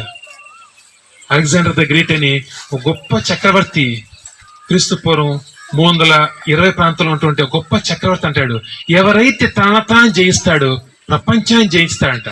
అంటే నీ కోపాన్ని జయించిన రోజు, నీలో ఉన్న అసూయ జయించిన రోజు, నీలో ఉన్న క్రోధాన్ని, నీలో ఉన్న లోపాన్ని నిన్ను నువ్వు జయించిన రోజు లోకాన్ని నీ చేతిలో ఉంటుంది. లోకం ఎప్పుడైతే నీ మీద నువ్వే ఓడిపోతున్నావు, నీ కోప రాగానే ఇంక తట్టుకోలేవు, అసూయ రాగానే తట్టుకోలేవు, మరి దేవుని చిత్తపై ఎలా జీవిస్తావు? ఆలోచించాడు. ఇందాకేం చెప్పాను? నీ కోపం వచ్చింది, నీలో అనేక గుణాలను, ఒకటే చెప్తా, అనేక గుణాలు ఉన్నాయి. ఆ గుణాలని నీ పర్సనల్ ఉపయోగం గురించి కాదు, కానీ నీ భక్తి జీవితంలో ముందుకు సాగటం కొరకు, నీ భక్తి జీవితం నిలబెట్టుకోవడం కొరకు, నీ భక్తి జీవితం నువ్వు సజావుగా సక్రమంగా నువ్వు అనుకునే విధంగా సాగించడం కొరకు నీ గుణాలను వాడుకో. ఆ మాట చెప్పడం చాలా ఈజీ, కానీ దాన్ని చేయడం చాలా కష్టం. ఎందుకంటారా? చాలా మంది చూడండి, పాస్టర్ గారు మేము అన్ని తప్పులు మానేసాం, గొడవలు పట్టడం మానేసాం, చాలా బాగుంది చెప్పారు, చాలా బాగుంది. కానీ పక్కోళ్ళతో ఏమన్నా చిన్న మాట్లాడ వస్తే కనుక చాలా గొడవ పడతాం. గొడవ పడటం ఎవరు మానేరు. నోటి మాట పాస్టర్ వచ్చి కనిపించినప్పుడు కనుక గొడవపడం, అంతే, సింపుల్ అయిపోయింది. కానీ దేవుడు నమ్ముకుందా చేసి ఏం చెప్పమంటారా? అబద్ధం చెప్పకూడదు, సినిమా కలగకూడదు, సంథింగ్ ఏదైనా నువ్వు నిర్ణయించుకున్నటువంటి ఆ మార్గంలో నువ్వు గట్టిగా చెప్పాల్సిన చోట గట్టిగా చెప్పవు. ఏమంటే చెప్పమంటారా? పాస్టర్ దేవుడు నమ్ముకుందా గొడవ పడకూడదు కదా, చాలా బాగుంది, నీ మంచితనం చాలా బాగుంది, కానీ ఉపయోగించాల్సిన అక్కడ అబద్ధం చెప్పకూడదు, లేకపోతే కనుక నువ్వు దేవుని నచ్చిన పని చేయకూడదు అని నువ్వు నిర్ణయించుకున్న తర్వాత నువ్వు అబద్ధం చెప్పకూడదు, దేవుని నచ్చిన పని చేయకూడదు అని నువ్వు గట్టిగా చెప్పలేనప్పుడు నీతో బలవంతాన్ని చెప్పించేస్తారు. బలవంతాన్ని నీతో దేవుడు నచ్చని ఆ తప్పుడు పని చేపిస్తున్నప్పుడు నువ్వు ఆ దేవుడు కదా, గట్టిగా చెప్పకూడదు కదా, మాట్లాడకూడదు కదా అంటే గనక నష్టం వరకు నీ ఆత్మీయ జీవితం నాశనం అయిపోయింది. ఎక్కడ మాట్లాడాలి, ఎక్కడ మాట్లాడకూడదు, ఎక్కడ మాట్లాడకూడదు, నీకు అనవసరమైన చోట, నీకు సంబంధమైన చోట కోపం అనేది చూపించదు. నీ పర్సనల్ గా నీ మీద ఒక మాట వచ్చినప్పుడు మాట్లాడద్దు, అక్కర్లేదు. దాని గురించి నువ్వు కోపం చూపించాల్సిన అవసరం లేదు. కానీ ఎప్పుడైతే దేవుని మాట లేదా దేవుని పని ఎక్కడైతే ఆగుతుందో నీ జీవితంలో నువ్వు నిర్ణయించుకున్నటువంటి ఆ భక్తి జీవితంలో ఎప్పుడైతే ఎవరైతే ఆటంకం పెడతారో వాళ్ళతో గట్టిగా మాట్లాడు. నీ భక్తి జీవితాన్ని కాపాడుకో. అది చేయాలంటే కనుక మొదటగా ఈరోజు ఒకటే మాట చెప్తాను, నిన్ను నువ్వు జయించటానికి ప్రయత్నించు. నీ కోపాన్ని, నీ ద్వేషాన్ని, నీ అసూయని, నీ కంగారిని, నీలో ప్రతి ఒక్క గుణాన్ని నువ్వు జయించు. అది నీ కంట్రోల్లో ఉండాలి. నీ కోపం నీ కంట్రోల్ ఉండాలి, నీ కంగారు నీ కంట్రోల్ ఉండాలి, నీ ప్రతి ఒక్క గుణం నీ చేతిలో ఉండాలి. అంటే ఎలా అంటారా, నీ కోపం వచ్చినప్పుడు ఒక్క నిమిషం ఆగలవా? కోపం వచ్చింది, చాలా కోపం వచ్చింది. ఆ కోపం వచ్చింది ఎలా ఉందంటే కనుక ఇప్పుడు పక్క వాళ్ళు అనకపోతే కనుక వాళ్ళకి అన్యాయం చేస్తా అనిపిస్తుంది. ఆగు ఒక్క నిమిషం. నీ కోపం ఇప్పుడు నీకు ఉపయోగం కాదా? నీ ఆత్మీయ జీవితానికి, నీ భక్తి జీవితాన్ని అది ఉపయోగపడుతుందా లేదో తెలుసుకో. కోపం నాలుగు మాట్లాడటం తప్పు కాదు, కానీ దానివల్ల నీకు ఉపయోగమా? నీ భక్తి జీవితానికి లేదా నీ ఆత్మీయ జీవితానికి ఒక మచ్చగా మారుతుందా? ఆలోచించుడు. నీ యథార్థ జీవితానికి నువ్వు యథార్థవంతుడవు అని దేవుడు ఒక ముద్రని వేయటానికి నీ కోపం ఆటంకంగా ఉంటుందా? ఆలోచించుడు. ఒకసారి ఆగితే గనక నీ కోపం పోతుంది. కానీ నీ భక్తి జీవితాన్ని యథార్థత కాపాడు గురించి నువ్వు ఖచ్చితంగా పోరాడు. నీ యథార్థతని కాపాడు గురించి నువ్వు తప్పు చేయనప్పుడు తప్పు చేయని చెప్పటానికి పోరాడు. చాలా మంది తప్పు చేయకపోయినా కానీ నాలుగు మాట అంటే అందరు నాలుగు మాట అంటే గనక ఆ దేవుడు నమ్ముకున్నాం కదా, ఆ తప్పు చేయని చెప్పితే గనక కేకలేస్తే మంచిది కాదు అనుకుంటారు. కాదు, నీ యథార్థను కాపాడడం గురించి నిన్ను నువ్వు కాదు, నీ యథార్థను కాపాడడం గురించి నిన్ను నువ్వు కాపాడడం గురించి మాట్లాడలేదు నేను. నీ యథార్థతను కాపాడడం గురించి, నీ నీతి జీవితాన్ని కాపాడడం గురించి ఖచ్చితంగా నువ్వు మాట్లాడవలసిందే. నీ సాక్ష్యాన్ని కాపాడడం గురించి నువ్వు నూరెత్తవలసిందే. అది చేయాలంటే గనక మొదట ఈరోజు అర్థం చేసుకోవాల్సింది, నిన్ను జయించడానికి ప్రయత్నించు. ఎందుకంటే గనక ఎప్పటి వరకు అయితే గనక మనం ఓడిపోతాము, ఎప్పటి వరకు అయితే గనక ఓడిపోవటం ఏదో కాదు. నీ కోపం వచ్చినప్పుడు ఇంకా ఆగలేవు, నీకు ప్రేమ వచ్చినప్పుడు ఆగలేవు. రెండు చూడండి, కోపం వచ్చినా ఆగలేవు, ప్రేమ వచ్చినా ఆగలేము, ఆకలి వచ్చినా ఆగలేము, నిద్ర వచ్చినా ఆగలేము, ఏం వచ్చినా ఆగలేము. ఉపయోగం అంటే నీ జీవితం కంట్రోల్ లేదు. ఆకలి వేసిందంటే అర్జెంట్గా ఫోన్ చేసేయాల్సిందే, అర్జెంట్, ఇంకా తట్టుకోలేము. బాధ వచ్చిందంటే ఖచ్చితంగా ఏడిసేయాల్సిందే, అర్జెంట్గా ఏడిసేయాల్సిందే. కోపం వస్తే అర్జెంట్ అరిసేయాల్సిందే. నీ జీవితం కంట్రోల్ లేదు. ఉపయోగం అంటే ఎటు గాలి తట్టుకుపోతాం అన్నమాట. ఎవరిని వచ్చి నిన్ను కొంచెం అలా స్క్రూ తిప్పితే అరిసేస్తావు, ఇంకెవరైనా కొంచెం స్క్రూ తిప్పితే నువ్వు ఏడిసేస్తావు, ఇంకెవరైనా వచ్చి కొంచెం ప్రేమ నటిస్తే ఆలమే ప్రేమ చూపించేస్తావు. ఉపయోగం అంటే మనకంటూ ఒక అస్తిత్వం లేదు, మనకంటూ ఒక బుర్ర లేదు. ఉపయోగం అటువంటి వారికి దేవుడు సాయం చేయలేడు. ఖచ్చితంగా చెప్తున్నాను నేను. నీకంటూ ఒక సొంత అభిప్రాయం ఉండాలి. భక్తి అంటే ఏంటి నీకు తెలియాలి. ఆ భక్తిని చేసే ప్రక్రియలో నిన్ను జయించి నీ ఆలోచనలని, నీ యొక్క టార్గెట్స్ నీకంటూ ప్రతి ఒక్కటి పక్కన పెట్టి నీ భక్తి జీవితాన్ని మొదటి ప్రయారిటీ ఇవ్వాలి. నేను మంచి ఉద్యోగం సంపాదించాలి, మంచి వ్యాపారం చేయాలి, మంచి పెళ్లిళ్ళ దగ్గర నుంచి నాకు బిడ్డల గురించి అనేక రకాల ఆలోచనలు ఉంటాయి. అన్ని ఆలోచనల్ని ఈ రోజు నువ్వు పక్కన పెట్టగలవా? జయించడం అంటే నెక్స్ట్ లెవెల్ చెప్తాను. జయించడం అంటే కోపాన్ని జయించటం, లేకపోతే కనుక ఆ ఆకలిని, భయాన్ని జయించడం, అన్ని బాగున్నాయి. కానీ అన్నిటికన్నా ముఖ్యమైనది నీకున్న ప్రతి ఒక్క టార్గెట్ ని, ప్రతి ఒక్క ఆశయాల్ని అన్నిటిని ఈరోజు జయించి, అన్నిటికన్నా ముఖ్యం నేను నీతిగా యథార్థంగా దేవునితో ముందుకు సాగటమే అని అనుకుంటున్నావా? ఎందుకు మాట చెప్తానంటే ఆలోచించండి. చాలా మందికి తమ జీవితంలో ఒక గురి ఉంటుంది. చాలా మందికి, అందరికీ ఉండొచ్చు. ఒక డబ్బు సంపాదించాలను, ఉద్యోగం సంపాదించాలను, వ్యాపారం చేయాలను, బిడ్డల పెళ్లి చేయాలను, ఆశయాలు ఉంటాయి, చాలా బాగున్నాయి.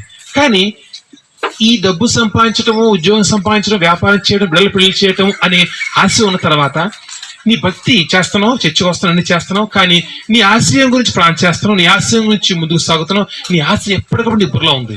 ఏంటి బుర్రలో ఉన్న ఆశయం ఏంటి? పిల్లలు పెళ్లి చేయాలి, బాగా లేకపోతే కనుక మంచి ఉద్యోగం సంపాదించాలి, మంచి వ్యాపారం చేయాలి, డబ్బులు సంపాదించాలి, డబ్బులు పోగేయాలి, ఎన్ని పనులు ఉన్నాయి. బాగా ఆలోచిస్తున్నావు, భక్తి చేస్తున్నావు. దానివల్ల అంటే ఇప్పుడు నీ ఆశయ నెరవేర్చుకునే ప్రక్రియలో ఒక తప్పు చేయాల్సి వచ్చినప్పుడు రాజీ విడిపోతావు. ఒక వ్యాపారం చేయాలి, వ్యాపారంలో సక్సెస్ అవ్వాలి. ఒక తప్పు చేస్తే ఈ ఒక తప్పు చేయవలసిన పరిస్థితి ఏర్పడినప్పుడు టక్కన తప్పు చేస్తావు. ఎందుకంటే నీ ఆశయం ఏంటి? వ్యాపారం చేయటం. నీ ఆశయం ఏంటి? బిడ్డలు పెళ్లి చేయటం. నీ ఆశయం ఏంటి? డబ్బు సంపాదించడం. ఎప్పుడైతే నీ మనసులో ఆశయాలు, లోకపడిన ఆశయాలు ఉంటాయో, ఈ భక్తి ఆటోమేటిక్ గా సబ్బడిపోతుంది. భక్తి ఆటోమేటిక్ గా రాజీ పడిపోతావు. కానీ ఈరోజు నేను చెప్తున్న మాట ఏంటి కనుక, నీ ఆశయాలను తీసేయి. లోకపరంగా ఎప్పుడైతే నీ ఆశయం నీ యథార్థంగా ఉండాలి, నీతిగా ఉండాలి అని ఆశయం నీకుంటే కనుక ఎప్పటెప్పటికీ నువ్వు తప్పు చేయవు. చదివేది గుర్తుపెట్టుకోండి, ఎప్పటెప్పటికీ తప్పు చేయవు. ఎందుకంటే కనుక డబ్బు, లోకం, ఆ ధనం, లేకపోతే కనుక ఆ ఉద్యోగం, వ్యాపారం, బిడల గురించి నీ ఆలోచన ఎప్పుడు ఉంటే కనుక ఖచ్చితంగా ఉదాహరణకు ఒక ₹1,00,000 వచ్చే అవకాశం ఉంది. చిన్ని ఒక మడత పని చేసి చాలు ₹1,00,000 వచ్చే అవకాశం ఉంది. కళ్ళు మూసి టక్కని చేస్తాం. పర్లేదులే, దేవుడు తెలియదా ఏంటి, ఇచ్చిన తప్పే కదా. ఎందుకు? నీ ఆశయం ఏంటి? బిడ్డలకు బాగు గురించో, లేకపోతే పెళ్లి గురించో, డబ్బు సంపాదించడం గురించి, వ్యాపారం గురించో. కానీ నీ ఆశయం నీతిగా జీవించడం కాదు, యథార్థం ఉండటం కాదు, నీ భక్తి జీవితం కాదు. భక్తి అనేది నీ ఆశయాల్ని, లోకపడిన ఆశయాలు నెరవేర్చేది భక్తి కాదు. అలా చేయడం వల్ల నీకు వచ్చే నష్టం ఏంటి కనుక ఒకానొక రోజు నీ భక్తి జీవితం సమూల నాశనం అయిపోతుంది. నువ్వు దేవుని సన్నిధికి అట్టును దూరం అయిపోతావు. నువ్వు ఎప్పుడు దేవుని సన్నిధికి దూరం అవుతావో నీకు వచ్చే లాభం కూడా ఉండదు. నువ్వు ఏ టార్గెట్ గురించి, ఏ బిడ్డల గురించి, ఏ వ్యాపారం గురించి పరిగెడుతున్నావో అది కూడా ఒకానొక రోజు మొత్తం నాశనం అయిపోతుంది. రాసిస్తాను, తీసుకోండి ఈ మాట. కానీ ఎవరైతే యథార్థంగా ఉండాలి, ఖచ్చితంగా నేను నీతిగా ఉండాలి, దేవుడు ఆయన నన్ను ప్రశ్నించినప్పుడు నేను ఆయనకి జవాబు చెప్పేవాడిగా ఉండాలి. ఈ పని ఎందుకు చేస్తావు అని అడిగితే కనుక ఈ పని ఎందుకు చేశాను అనేది ఖచ్చితంగా జవాబు చెప్పే విధంగా నా భక్తి, నా జీవితం ఉండాలి అని ఎవరు ఆశిస్తారు, అటువంటి టార్గెట్ పెట్టుకుంటారు. వాళ్ళకి ఒక 50,000, ₹1,00,000, 10 లక్షలు వచ్చినా కానీ తప్పు చేయడు. ఎందుకంటే కనుక ఉద్దేశం ఏంటి? 10 లక్షలు ఇప్పుడు రావచ్చు, కానీ రేపొద్దున దేవుడు అడిగితే ఏం సమాధానం చెప్తాను?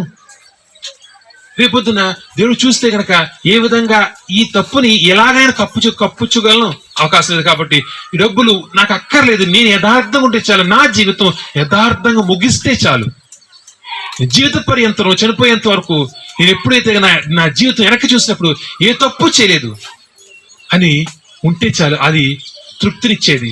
నాకు మాత్రం నేను కోరుకునేది ఎప్పుడు చిన్నప్పుడు ఒక్కటే, నా జీవితం వెనక్కి చూసినప్పుడు ఎవరు వేలెత్తి ఇదిగో నువ్వు తప్పు చేసావు, ఇదిగో ఈ పాపం ఉంది, ఇదిగో ఈ రకంగా నువ్వు పొరపాటు చేస్తావు అని చెప్పి ఎవరిని ఎత్తి చూపిస్తే కనుక ఆ డబ్బు రావచ్చు పోవచ్చు, కానీ మాట నాకు తెలిసి మాట ఒకసారి వస్తే గనక చచ్చిపోయేదాకా పోదండి. మరక పెడితే షర్టు మీద మరక పోద్దు, కానీ నీ జీవితం మీద, నీ క్యారెక్టర్ మీద పడిన మరక ఎప్పటికీ పోదు. ఎవరికైతే గనక ఖచ్చితంగా నేను నిజాయితీగా, నేను యథార్థంగా, నేను భక్తిగా దేవుని సన్నిధిలో జీవించవలసిందే అని ఎవరైతే తమ ఎయిమ్ గా, తమ టార్గెట్ గా పెట్టుకుంటారో అటువంటి వారి జీవితంలో దేవుడు ఖచ్చితంగా సాయం చేస్తాడు. దేవుడు పక్కన పెడదాం పోని, లోకపరంగా చెప్పమంటారా? లోకపరంగా ఎప్పుడైతే గనక నిన్ను కాపాడుకుంటూ, నీ క్యారెక్టర్ కాపాడుకుంటూ, ఎప్పుడైతే గనక నీ నీతిని, నీ యథార్థను కాపాడ ముందు సాగినప్పుడు లోకం ముందు చాలా ఆటంకపరుస్తుంది. నీ బంధుమిత్రులు, నీ సొంతోళ్ళు తిడతారు, నీ సొంతోళ్ళని ద్వేషిస్తారు. కానీ ఖచ్చితంగా నువ్వు నిలబడగలిగితే కనుక ఒక రోజు లోకం నీ వెనకాల వస్తుంది. నువ్వు నిలబడగలిగితే కనుక లోకం నిన్ను ఒప్పుకుంటుంది. ఎందుకంటే కనుక ఆ రోజు ఎంత యథార్థ నిలబడ్డావు కాబట్టి ఈ రోజు కరెక్ట్గా ఉన్నావు, ఈ రోజు నీ జీవితం బాగుంది. నేను చెప్పింది ఎంతమంది పెద్ద పెద్ద ఉద్యోగస్తులు, పెద్ద పెద్ద వ్యాపారస్తులు, లేకపోతే కనుక లోకపరంగా లోకంలో ఈ సక్సెస్ అయినటువంటి అనేక మంది జీవితాలను చూసుకుంటే కనుక ఖచ్చితంగా ప్రతి ఒక్కరు చేసేది లోకం గురించి నిన్ను మార్చుకోవడం కాదు, నీ గురించి లోకం మార్చుకుంటుంది. నువ్వు లోకం వెనకాల పరిగెట్టడం కాదు, నీ వెనకాల లోకం వస్తుంది. ఎప్పుడైతే కనుక నువ్వు నీతిని, యథార్థతని, దేవుని సన్నిధిని పట్టుకుందుకు సాగుతావో ఆటోమేటిక్గా ప్రతి ఒక్కరిని వెనకాల వస్తారు. లేకపోతే కనుక నువ్వు మనుషుల యొక్క ప్రవర్తనను బట్టి, మనుషులు ఎప్పటికప్పుడు నీ జీవితం, ఎప్పటికప్పుడు నీ ఆలోచనని, ఎప్పటికప్పుడు నీ టార్గెట్స్ మార్చుకుంటూ ఉంటే ఏ ఉపయోగం లేదు. ఎప్పుడైతే కనుక నీ నీతిని, నీ యథార్థతని కాపాడడం గురించి నువ్వు ప్రతి ఒక్క దాన్ని విడిచిపెట్టినప్పుడు నీకు ఏ టార్గెట్ లేదు, ఏ బిడలు, ఏ ఉద్యోగాలు, ఏ వ్యాపారం నీకు అనవసరం. ఒక్కటి నీకు కావాల్సింది, నే యథార్థతగా ఉండాలి, నేను నీతిగా ఉండాలి. దేవుడు నా వైపు చూసినప్పుడు నాలో ఏ తప్పు, ఏ పొరపాటు, ఏ మచ్చ డాగు ఆయన చూడకూడదు నాలో అని ఖచ్చితంగా అభిప్రాయంతో ఉన్నప్పుడు లోకుని వెనకాల వస్తుంది. ఉదాహరణ చూసుకుందాం, మనకు అర్థమవుతుంది. అటువంటి వారిని మాత్రమే దేవుడు వాడుకుంటాడు. ఉదాహరణ చూసుకుందాం మనం. అయితే పేతురు జీవితంలో మనం వెళ్ళినట్లయితే కనుక పేతురు జీవితంలో దేవుడు సుమా ఖచ్చితంగా పరీక్షిస్తాడు. సుమా ఖచ్చితంగా ప్రతి ఒక్కరి జీవితంలో పరీక్షలు ఉంటాయి. పేతురు జీవితంలో ఎటువంటి పరీక్ష వచ్చింది? పేతురుని దేవుడు ఏ విధంగా పరీక్షించి ఆయన పేతురుని ఎంచుకున్నాడు? ఇందాక ఫస్ట్ చదివిన వాక్య ప్రకారం ఎవరైతే జయించగలుగుతారు, ఎవరైతే తమ ఆలోచనలు జయించగలుగుతారో, తమను తాము జయించగలుగుతారో వాళ్ళు మాత్రమే దీనికి ఉపయోగపడతారంట. పేతురు చూసుకుంటే కనుక లూకా సువార్త 3:1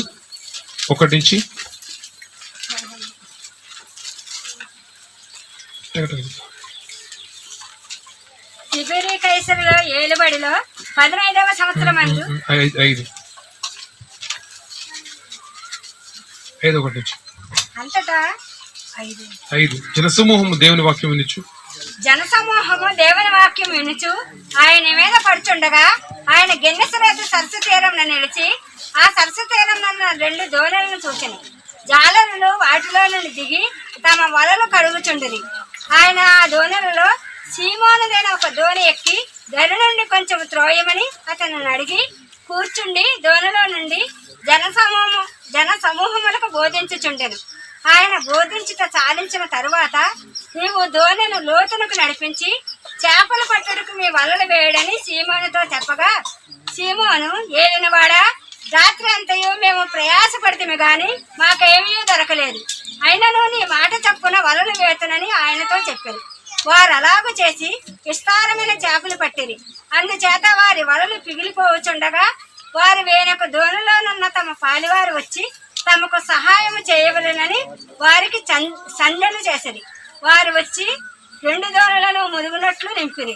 సీమోను పేతురు అది చూసి యేసు మోకాళ్ళ ఎదుట సాగిలపడి, ప్రభువా, నన్ను విడిచిపోము, నేను పాపాత్ముడనని చెప్పాను. చాలండి. మొదలుగా చూస్తే మొదటి నుంచి మనకు అక్కర్లేదు, చివరి మాట చూసుకుందాం. మనం యేసుక్రీస్తు పేతురుతో మాట్లాడిన మాటలు అన్ని చాలాసార్లు వివరించుకున్నా, ఇప్పుడు కాదు, ఒక్కటే చెప్తున్నాను. యేసుక్రీస్తు పేతురుని ఎంచుకునే ఉద్దేశంతోన్నాడు. యేసుక్రీస్తుకు పేతురు కావాలి. ఇప్పుడు దేవునికి నువ్వు నేను కావాలి. ఇప్పుడు మనల్ని ఆయన ఎంచుకునే పద్ధతి ఏంటి?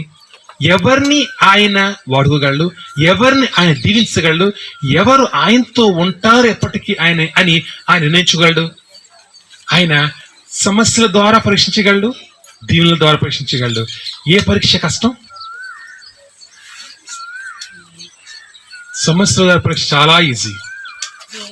సమస్యల ద్వారా పరీక్షిస్తే కనుక ఖచ్చితంగా ఆయన పడి ఉంటాం. ఎందుకు? సమస్య వచ్చింది, ఎడిపోతాం. కాలు నొప్పి వచ్చింది, కోపం వస్తే మాత్రం ఎంతసేపు కోపం ఉంటుంది? కాలు నొప్పి తీరకపోతే వచ్చింది ఆయన దగ్గరికి ఏడ్చుకుంటా, ఆయన బాధగా కుటుంబం ఆయన దగ్గరికి వస్తాం. కానీ ఎటువంటి పరీక్ష కష్టం? దీవెన అనే పరీక్ష చాలా కష్టం. ఎందుకంటే కనుక దీవించబడిన తర్వాత ఆయన దగ్గర ఆయన అంటు పెట్టుకుని ఆయనతో పాటు ఉండటం చాలా కష్టం. ఇక్కడ పేతురుని ఆయన పరీక్షించటానికి ఆయన నిర్ణయించుకున్నాడు. ఇప్పుడు ఓకే, పేతురు పరీక్షించే సమయం వచ్చింది. ఇప్పుడు పేతురు ఒక జాలరి, అంటే ఆ పేతురు యేసుక్రీస్తుని పెద్దవాడంట. యేసుక్రీస్తు 33 సంవత్సరాలు అంటే పేతురు దగ్గర 36-37 సంవత్సరాలు. అంటే దగ్గర 30 సంవత్సరాల నుంచి అదే సముద్రం, అదే ప్రాంతం, అక్కడే చేపలు పడుతూ, అక్కడే ఒక జాలరిగా, ఒక సీనియర్ జాలరిగా ఎప్పటి నుంచో ఉన్నాడు. సొంత పని చేసుకుని ఎవరికన్నా పని చేయట్లా, సొంత నావలు, సొంత పని, సొంత వ్యాపారం అంతా తెలిసినటువంటి ఆ పేతురు. ఇప్పుడు పేతురు రాత్రంతా కష్టపడంట, ఒక్క చేప పడలేదు. మరి ఎంతో ఎక్స్పీరియన్స్ ఉన్న పేతురు రాత్రంతా కష్టపడితే చేపలు పడలేదంటే కనుక దాని మీనింగ్ అక్కడ చేపలు లేవు ఏమో, ఇటువంటి సమస్య. పేతురికి అలవాటే సమస్యలు. రాత్రంతా కష్టపడ్డాడు, తిరిగి వెనక్కి వెళ్ళిపోతున్నాడు. జరిగింది సంభాషణ చాలా జరిగింది. తర్వాత తిరిగి యేసుక్రీస్తు పేతురు కలిసి ఇప్పుడు తిరిగి ఆ నావెక్కి తిరిగి లోతుకి వెళ్ళారు. ఇప్పుడు దేవుడు చెప్తే ఇక్కడి నుంచి మాట చూసుకుంది. ఇప్పుడు దేవుడు చెప్తున్నా ఏంటి? నువ్వు ఆ వలల్ని విసురు. ఇక్కడ వరకు చాలా చెప్పుకున్న మాటలే, కానీ ఇక్కడి నుంచి ఈ రోజు పాయింట్ అర్థం చేసుకుందాం. ఇప్పుడు దేవుడు పేతురు పరీక్షించే సమయం వచ్చింది. వలలను విసిరాడు బాగుంది. ఎందుకు విసిరాడు పక్కన పెడతా, విసిరాడు బాగుంది. విసిరిన తర్వాత పేతురికి వస్తున్నటువంటి రిజల్ట్ ఎలా ఉంది? విస్తారమైన చేపల రాశి. ఎంత అంటే ఊహించడానికి కూడా కుదరనంత 2 నావలు ఫస్ట్ నావ నింపాడు. ఒకసారి విసిరాడంతే వచ్చిన ఆ చేపలతో, ఆ పట్టినటువంటి చేపలతో ఆ బోట్ నింపాడు. మునిగిపోతున్న బోటు సైకిల్ చేసి ఇంకో బోట్ వచ్చింది, దాన్ని నింపాడు. 2 బోట్లు మునిగిపోయేంత, అంటే దీవెన ఊహించనంత. పేతురు ఆలోచిద్దాం, పేతురు ఎన్నో సంవత్సరాలు చేపలు పడుతున్నాడు. ఎప్పుడు పేతురు జీవితం ఎటువంటిది? పడితే చేపలు పడకపోవచ్చు, పడితే 4 చేపలు పడతాయి, కొన్ని చేపలు ఏదో ఇంట్లో తినటానికి, ఏదో కొంచెం చిన్న చిన్న వ్యాపారం చేసేవాడు పేతురు. చిన్న వ్యాపారం, ఏదో 10 చేపలు పడితే అక్కడ కొనుక్కుని ఇక్కడ అమ్మి, ఏదో చిన్న చిన్న వ్యాపారాలు. కానీ ఆ చిన్న వ్యాపారం చేసేవాడికి కోరుకుంటుంది కదా, ఎప్పటికైనా నాకు మంచి బోల్డ్ చేపలు పడితే కనుక నేను మంచి వ్యాపారం చేస్తాను, భలే ఉంటుంది వ్యాపారం చేస్తే, మంచి నావ కొనుక్కోవచ్చు, ఇంకా పెద్ద బోర్డులు కొనుక్కోవచ్చు, పిల్లలకి మంచి ఉద్యోగాలు, మంచి వ్యాపారం, ఎన్నో ఆలోచన ఉంటాయి కదా, మనకే ఉంటాయి కదా. చిన్న ఉద్యోగం చేసుకుంటున్నా కానీ పెద్ద ఉద్యోగం చేస్తే ఎంత బాగుంటుంది, పెద్ద వ్యాపారం చేస్తే ఎంత బాగుంటుంది. ఆశలు ఉండవా? నీ ఆశ నెరవేరే సమయం వచ్చినప్పుడు నీ రియాక్షన్ ఎలా ఉంటుంది? పేతురు స్థితి ఏంటి? ఎన్నో సంవత్సరాల నుంచి చేపలు పడుతున్నాడు. ఎప్పుడు ఏదో అరాకొరా జీవితం, ఎప్పుడు ఏదో కొంచెం పడితే పడినట్టు లేకపోతే లేదు. అటువంటి అరాకొర జీవితంతో జీవించి ఆ పేతురికి ఇప్పుడు విస్తారమైనటువంటి చేపలు రాసి పేతురు ఊహకి మించినటువంటి దీవెన, పేతురు ఊహకి మించినంత ఆ చేపలు రాసి పడినప్పుడు పేతురు ఫస్ట్ ఆలోచించవలసింది ఏంటి? 2 నావల నిండా వచ్చినాయి ఆ చేపలు. పేతురు ఒక ఫస్ట్ రియాక్షన్ ఏమి ఉండాలి? మనమంతా ఏం చేస్తాం ఆలోచించండి. నేనే ఉన్నాను, ఏం చేస్తాను? ఫస్ట్ ఆలోచించండి, ఏం చేస్తాం? అలా అనుకుంటే అర్థం అవుతుంది, నాయన చూడండి అందరు పాషగా చేస్తారన్నమాట అని. ఏం చేస్తాం? పక్క బోర్డుని పిలుస్తాం, ఆడు పట్టుపోతాడేమో ముందు. ఫస్ట్ టెన్షన్ అదే కదా. ఫస్ట్ టెన్షన్ పక్కని పిలిచాను, ఆడిగా నాయ అంటాడేమో, నాకు వాట అడుగుతాడేమో, ఏసీస్ మర్చిపోతాం ముందు. ఎలాగో పక్కనే ఉంటాం ముందు. ఆ బోర్డు పట్టుకుపోతుంటే కనుక ఆడు వాట ఇవ్వకూడదు. ఓకే, చీరని మొత్తం చీరని అనుకుని నువ్వు వాటా ఇచ్చేది మొత్తం చీరని. బోల్డ్ చేపలు వచ్చినాయి, ఏం చేయాలి? చేపలని అర్జెంట్ వ్యాపారం చేయాలి. ఇన్ని సంవత్సరాలు కోరుకున్న వ్యాపారం, 1-2. ఇంకా బాగా ఆలోచిస్తే కనుక మగపిల్లలకి అర్థం అవుద్ది. బండి బుల్లెట్ 2.5 lakhs బుల్లెట్, ఎప్పటి నుంచో చూస్తున్నాడు, సైకిల్ తిరుగుతా బుల్లెట్ అని చూస్తున్నాడు. బుల్లెట్ నీదంటే అమ్మాయిని చూస్తా, నాన్నని చూస్తారు, అసలు కనిపించే 1 రోజుల్లో కనిపించాలి, అసలు ఎక్కడ కూడా తెలియదు. అంతే కదా. వాళ్ళు చూస్తున్నా, ఆడపిల్లలు చూస్తున్నా, అవ్వకండి మంచి చీర 50,000 రూపాయల చీర కదా. ఇక్కడ అంతే, ఎప్పటి నుంచో చేద్దాం వ్యాపారం. ఆ వ్యాపారం కోరుకున్న సంవత్సరాల నుంచి ఆశిస్తున్న వ్యాపారం చేసే అవకాశం దొరికింది. గొప్ప చేపలు రాసి ఆలోచించండి. ఆ 2 దోణి నిండా చేపలు ఎప్పుడైతే ఒడ్డుకు చేరుతున్నాయో, ఒడ్డుకు చేరే ప్రక్రియలో చూడండి, ముందు రోజు పేద ఒక్కడే వెళ్తాడు. ఎప్పుడు చూడండి, వేట ఒక్కడే వెళ్ళరు, టీములతో వెళ్తారు, కొన్ని నావలు కలిసి వెళ్తాయి. అంటే ముందు రోజు ఒక్క పేదకే కాదు, ఒక పేద అసలేం పడలేదు, మిగిలిన కొంచెం పడుంటాయి. అంటే ముందు రోజు వేట ఏమీ లేదు, పెద్దగా ఏ వ్యాపారం లేదు. కానీ ఎప్పుడైతే నెక్స్ట్ రోజు పొద్దున పూట, పగలపూట 2 నావల నిండా, పగలపూట ఎందుకు అంటున్నాను, అసలు రాత్రుల పూట వేట పట్టి తెల్లవారుజామున వస్తారు వేట నుంచి, సముద్రం తీసుకుని. ఇప్పుడు మధ్యాహ్నం పూట వస్తున్నారు, 2 నావల నిండా వస్తున్నప్పుడు ఆశ్చర్యంగా బయటకు వస్తారు అందరూ. ఎవరు? వ్యాపారులు కదా. వ్యాపారం చేసే రోజు ఏం పట్టలేదు, ఏ వ్యాపారం లేదు. ఇప్పుడు 2 నావల నిండా వస్తున్నప్పుడు దూరం నుంచి చూసి పరిగెట్టుకు వచ్చేస్తారు అందరూ. ఎందుకు? మాకమ్ము, మేము కొనుక్కుని బయటకు వెళ్ళి ఎక్కువ అమ్ముకుంటాం. వ్యాపారస్తులు అందరి దగ్గర బయటకు వచ్చి ఉంటారు. పేదల దృష్టి ఎక్కడ ఉండాలి? 1 పేదల దృష్టి వెళ్ళిపోతాను నావ మీద, 2 చూస్తే పేదల దృష్టి ఈ చేప ఎలా అమ్మాలి, ఎంతకు అమ్మాలి, ఎంత రేటుకి అమ్మాలి, చేపను చూసుకుని ఏ చేప ఏ క్వాలిటీ గ్రేడింగ్ చేయాలా, ఎలా అమ్మాలి, పేద దృష్టి ఎలా ఉండాలి? వ్యాపారం మీద ఉండాలి. పేద దృష్టి ఎక్కడ ఉంది? పేతురు ఆశ్చర్యపోతా అంటున్నాడు. పేతురు దేవుడితో, అయ్యా నేను పాపాత్మని విడిచిపెట్టాయ్యా, ఈ దీవెనకు అర్హుడు కాదయ్యా నేను, అసలు ఏంటిది ఈ దీవెన ఏంటి?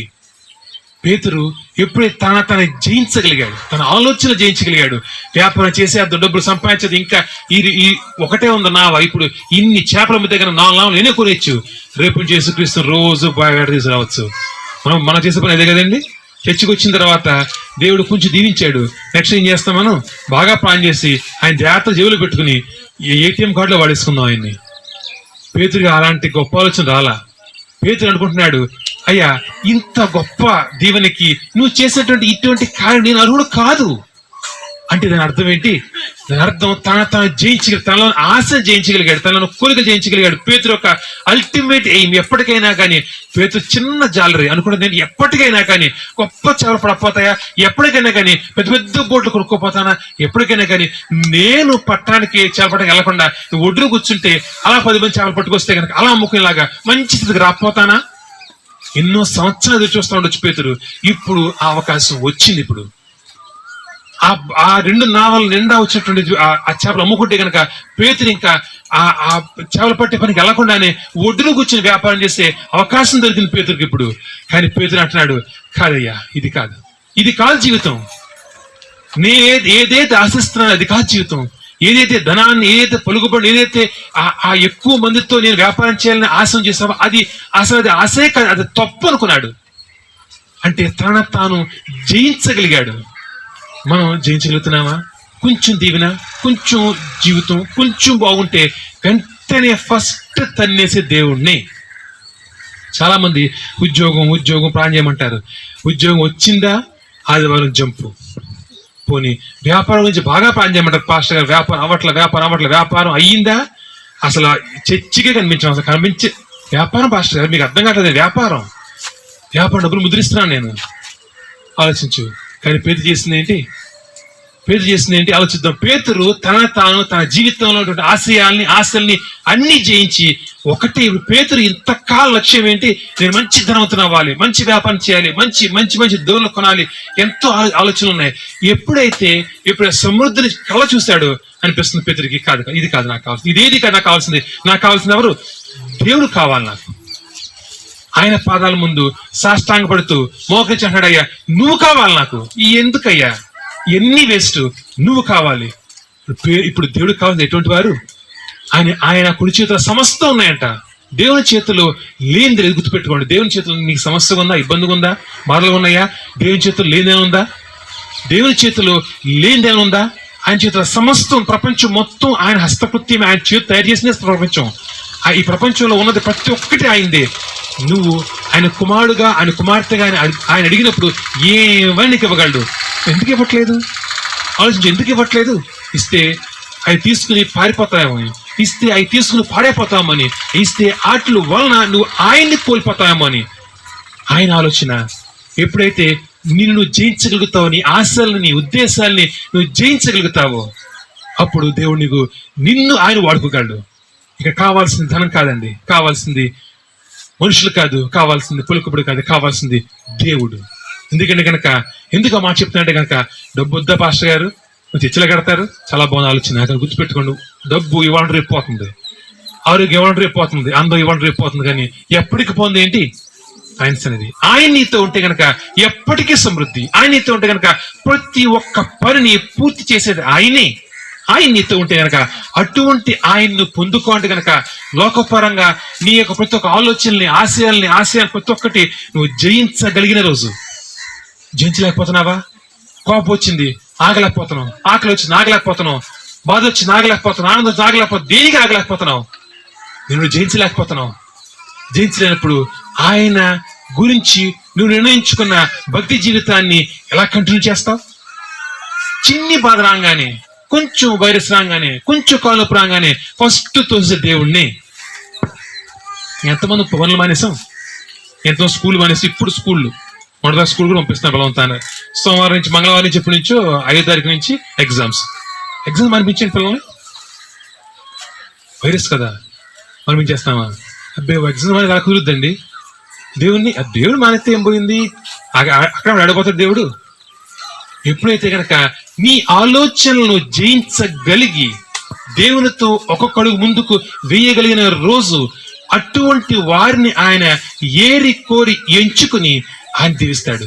ఆయన దీవించే విధానం మన ఊహకి మించినట్టుగా ఆయన దీవించగలడు. ఎప్పుడు ఆయన దీవెన, ఎప్పుడు ఆయన కాయలు ఎప్పుడు నీ ఊహించడం ఎప్పుడు ఉండవు. నువ్వు ఊహించిన విధంగా ఆయన దీవులు ఎప్పటికీ ఉండవు. ఆయన దీవించే విధానం ఎప్పుడు ఊహించినంతగా దీవించగలడు. ఒక మాట ముగిస్తాను, చాలా టైం అయిపోతుంది. ఒక మాట ముగిస్తాను. ఇక్కడ పేతురుని ఆయన ఎంచుకున్నాడు, పేతురుని ఆయన పరీక్షించుకున్నాడు. పేతురు ఎప్పుడైతే తాను జయించి, ఎప్పుడైతే అయ్యా ఈ ధనధాన్యాదులు కాదు, నేను కోరుకున్న ఈ జీవితం కాదు, నాకు కావాల్సిన ఈ రోజు, నాకు కావాల్సిన నువ్వు మాత్రమే ఎంచుకున్నాడు. తర్వాత బాగుంది. పేతురు అనేక రకాల పరీక్షలు పరీక్షించిన తర్వాత పేతుర్ని ఎప్పుడైతే దేవుడు స్థిరపరుచుకున్నాడో, ఒక మాట చెప్పి ముగిస్తాను, ఒక రెఫరెన్స్ ఒకసారి. మత్తయి సువార్త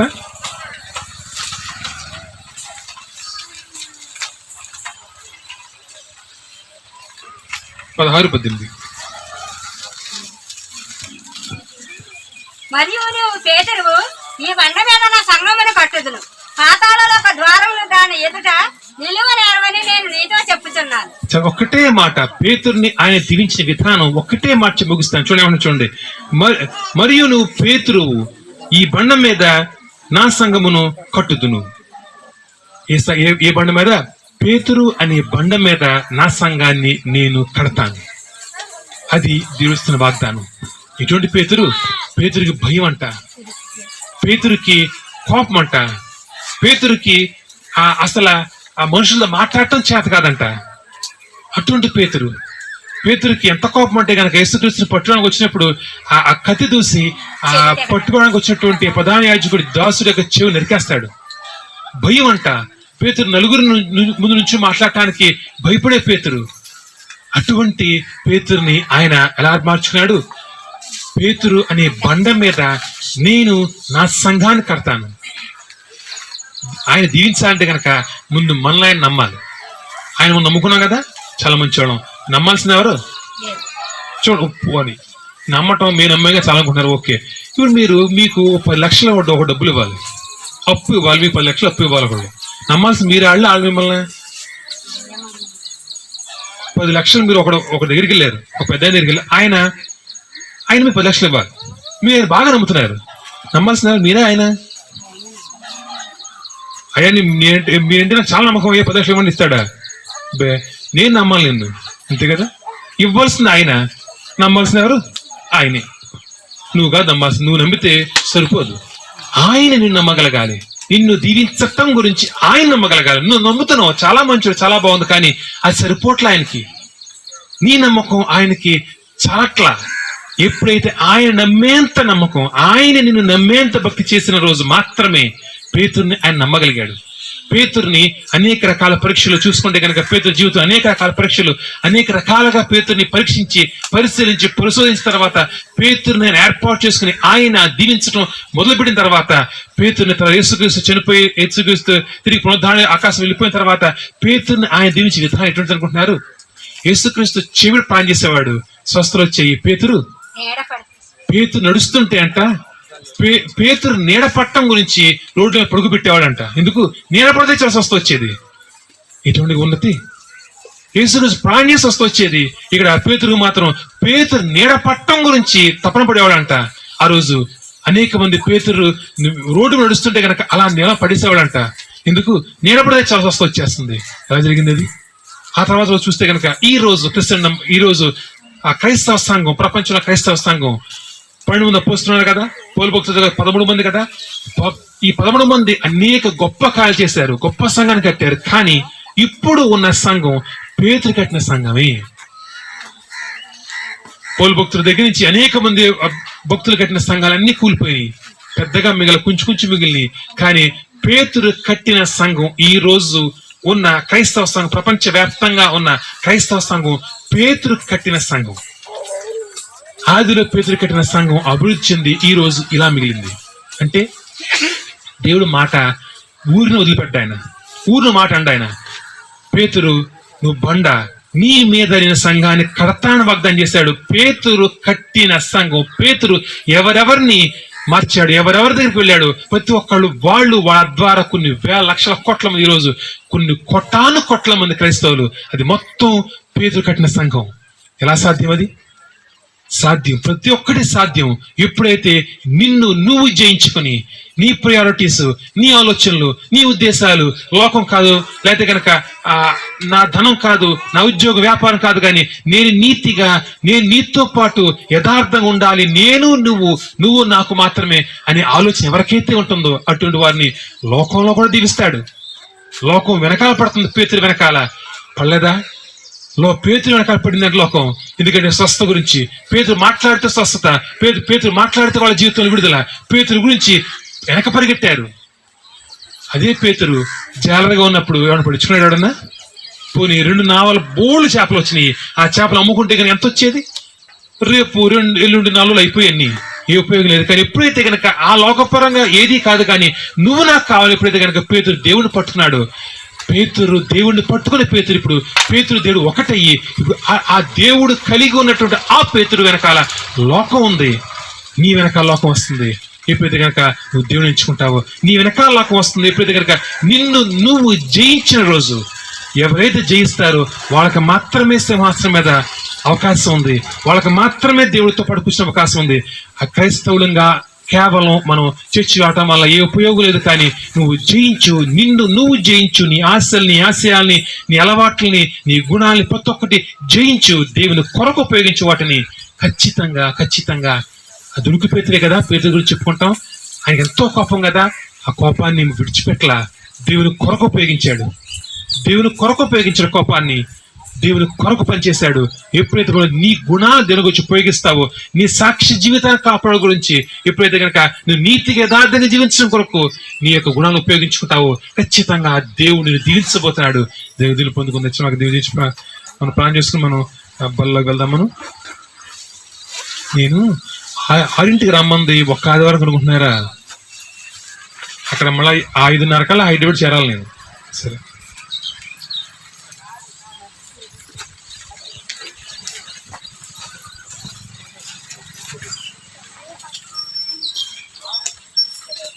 ప్రార్థన చేసుకుంటాం.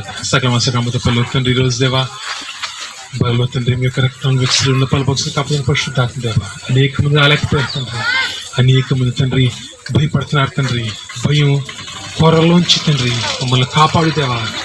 భయం వల్ల తండ్రి దేవా కేవలం దేవా సమస్యలే తండ్రి. ఎప్పుడైతే తండ్రి దేవా మీ సొంత ముందుకు సాగుతాం తండ్రి, ప్రతి ఒక్క దాన్ని జయించగలం తండ్రి. జయించి ముందుకు సాగా అలవాటు మేము దయచేస్తుందిగా తండ్రి దేవా. మీకు శరీరంలో తండ్రి, మీకు రక్తంలో తండ్రి పాలు భాగస్సులు కాబోతున్న ప్రతి ఒక్క తండ్రి పూర్తి యోగ్యత దేవా మీ సంధిలో తండ్రి. మీకు రక్తం, మీకు శరీరంలో పాలు భాగస్సులు కాకుండా సాయించవలసిందిగా రక్తం ఇచ్చి ఎంత మంచి దేవుడవయ్యా, ఎంత మంచి దేవుడవయ్యా, నా చింతలన్నీ తీరేదయ్యా నిన్ను చేరగా. ఎంత మంచి దేవుడు యేసయ్యా, ఎంత మంచి దేవుడవయ్యా, ఎంత మంచి దేవుడవయ్యా, నా చింతలన్నీ తీరేనయ్యా నిన్ను చేరగా.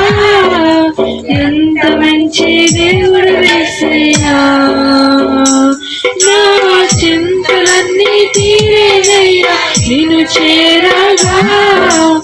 ఎంత మంచి దేవుడు యేసయ్యా, పాపినైనా నేను లోకంలో బ్రతకాలేనయ్యా. ఘోర పాపినైనా నేను దూరంగా పారిపోయినా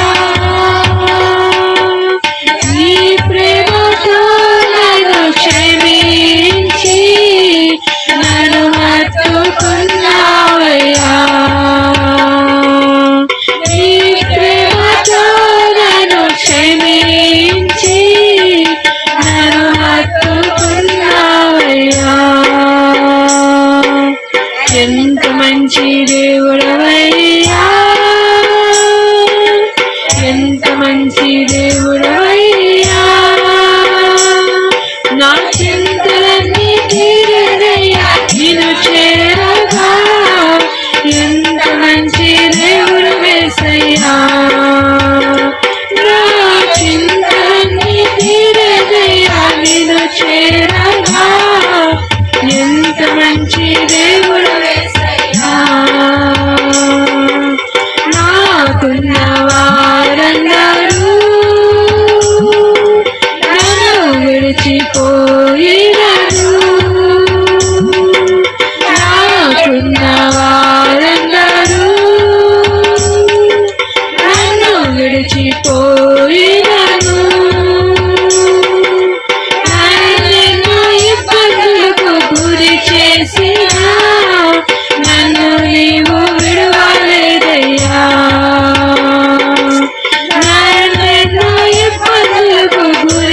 వేసినా నన్ను నీవు విడువలేదయ్యా.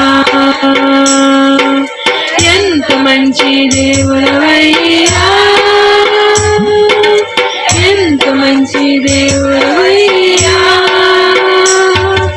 చింతని తీరినయ్యా నిన్ను చేరగా, ఎంత మంచి దేవుడవేసయ్యా. నా చింతలన్నీ తీరినయ్యా నిన్ను చేరగా, ఎంత మంచి దేవుడవేసయ్యా. నా చింతలన్నీ తీరినయ్యా నిన్ను చేరగా, ఎంత మంచి దేవుడవేసయ్యా.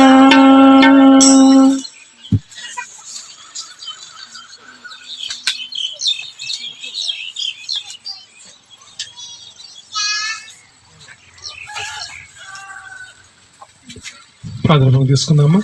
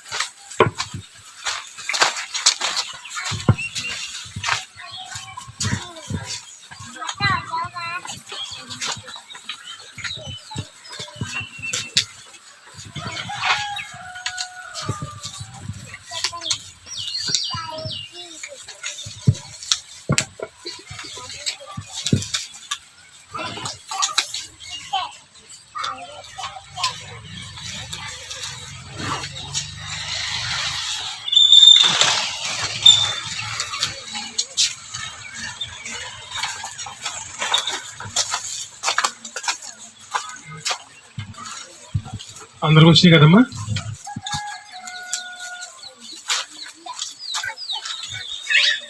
లేచినట్లయితే మరి పాట పడుకుని తెచ్చి ముగించుకుంటాం.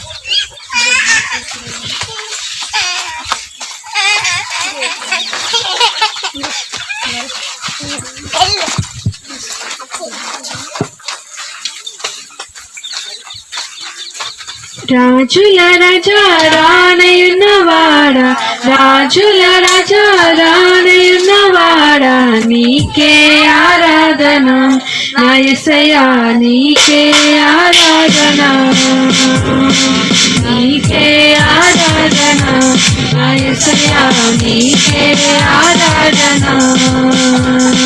రాజుల రాజా రానయున్నవాడా, రాజుల రాజా రానయున్నవాడా, నీకే ఆరాధన నా యేసయ్యా, నీకే ఆరాధన.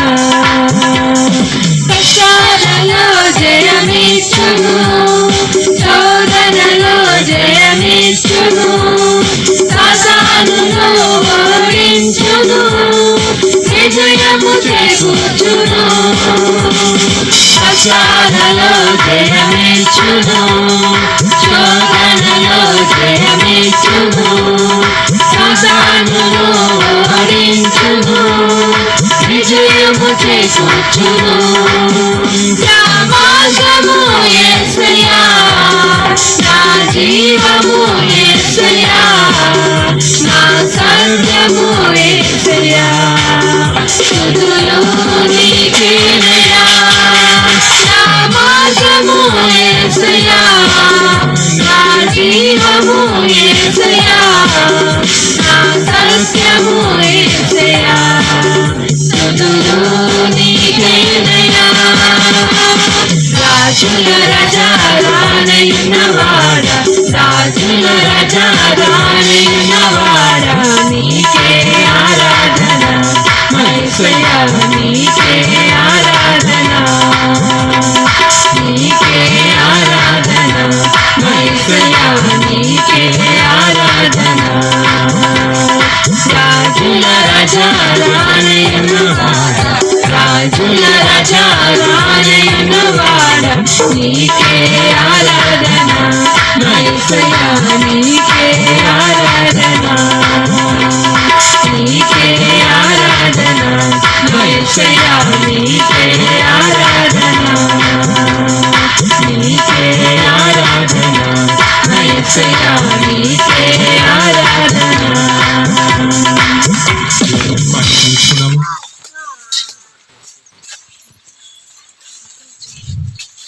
ప్రార్థన సకల వాసకంబతో పనులకు తండ్రి సంతోషిస్తుంది దేవా మీ సన్నిధించవలసిందే ప్రతి ఒక్క స్థితిలో తండ్రి దేవా మీ ముందుకు సాగటం నిమిత్తం తండ్రి కృత నిశ్చయంతో వచ్చాం తండ్రి ఈ రోజు దేవా మొదటిగా తండ్రి ఎవరెవరు రాలేకపోయారు తండ్రి బిడ్డలందరూ మీ చేతులు పెట్టుకుంటున్నాం తండ్రి ఏ సమస్యలు ఇబ్బందులు లేకుండా దేవా క్షేమంగా దేవా తిరిగి తండ్రి వచ్చేవారు మీ అందరం కలుసుకోగలిగే విధంగా సాయం చేయాలి తండ్రి దేవా రాలేని బిడ్డలను తండ్రి దేవా ఆ భయాన్ని విడిచిపెట్టి తండ్రి మీ సొందరు నాటపడగలిగే విధంగా సాయం చేస్తున్నాం తండ్రి వచ్చి బిడ్డలందరూ మీ చేతులు పెట్టుకుంటున్నాం తండ్రి ధైర్యంగా మీ సొందరు రాగలిగారు తండ్రి వచ్చేవారిని దేవా తిరిగి తండ్రి ఆరోగ్యంగా ఇంతే ధైర్యంగా మేము కలుసుకోగలిగే విధంగా సాయం చేయవలసింది వైరస్ తండ్రి ఉద్ధృతంగా వ్యాపిస్తున్నప్పుడు తండ్రి దేవా మీ యొక్క సన్నిధి తండ్రి మీ ఎప్పటికప్పుడు తండ్రి పొందుకుంటే దేవా మీ సన్నిధిలో ముందుకు సాగే విధంగా సాయం చేయవలసింది తండ్రి ఏ సమస్య ఏ ఇబ్బంది దేవా మా దాదాపు చేరకుండా దేవా మీ కాపుదల రక్షణ కంచెలు ఉంచవలసిందిగా దేవా మీ సన్నిధి ముందుకు సాగే సాయం చేయవలసిందిగా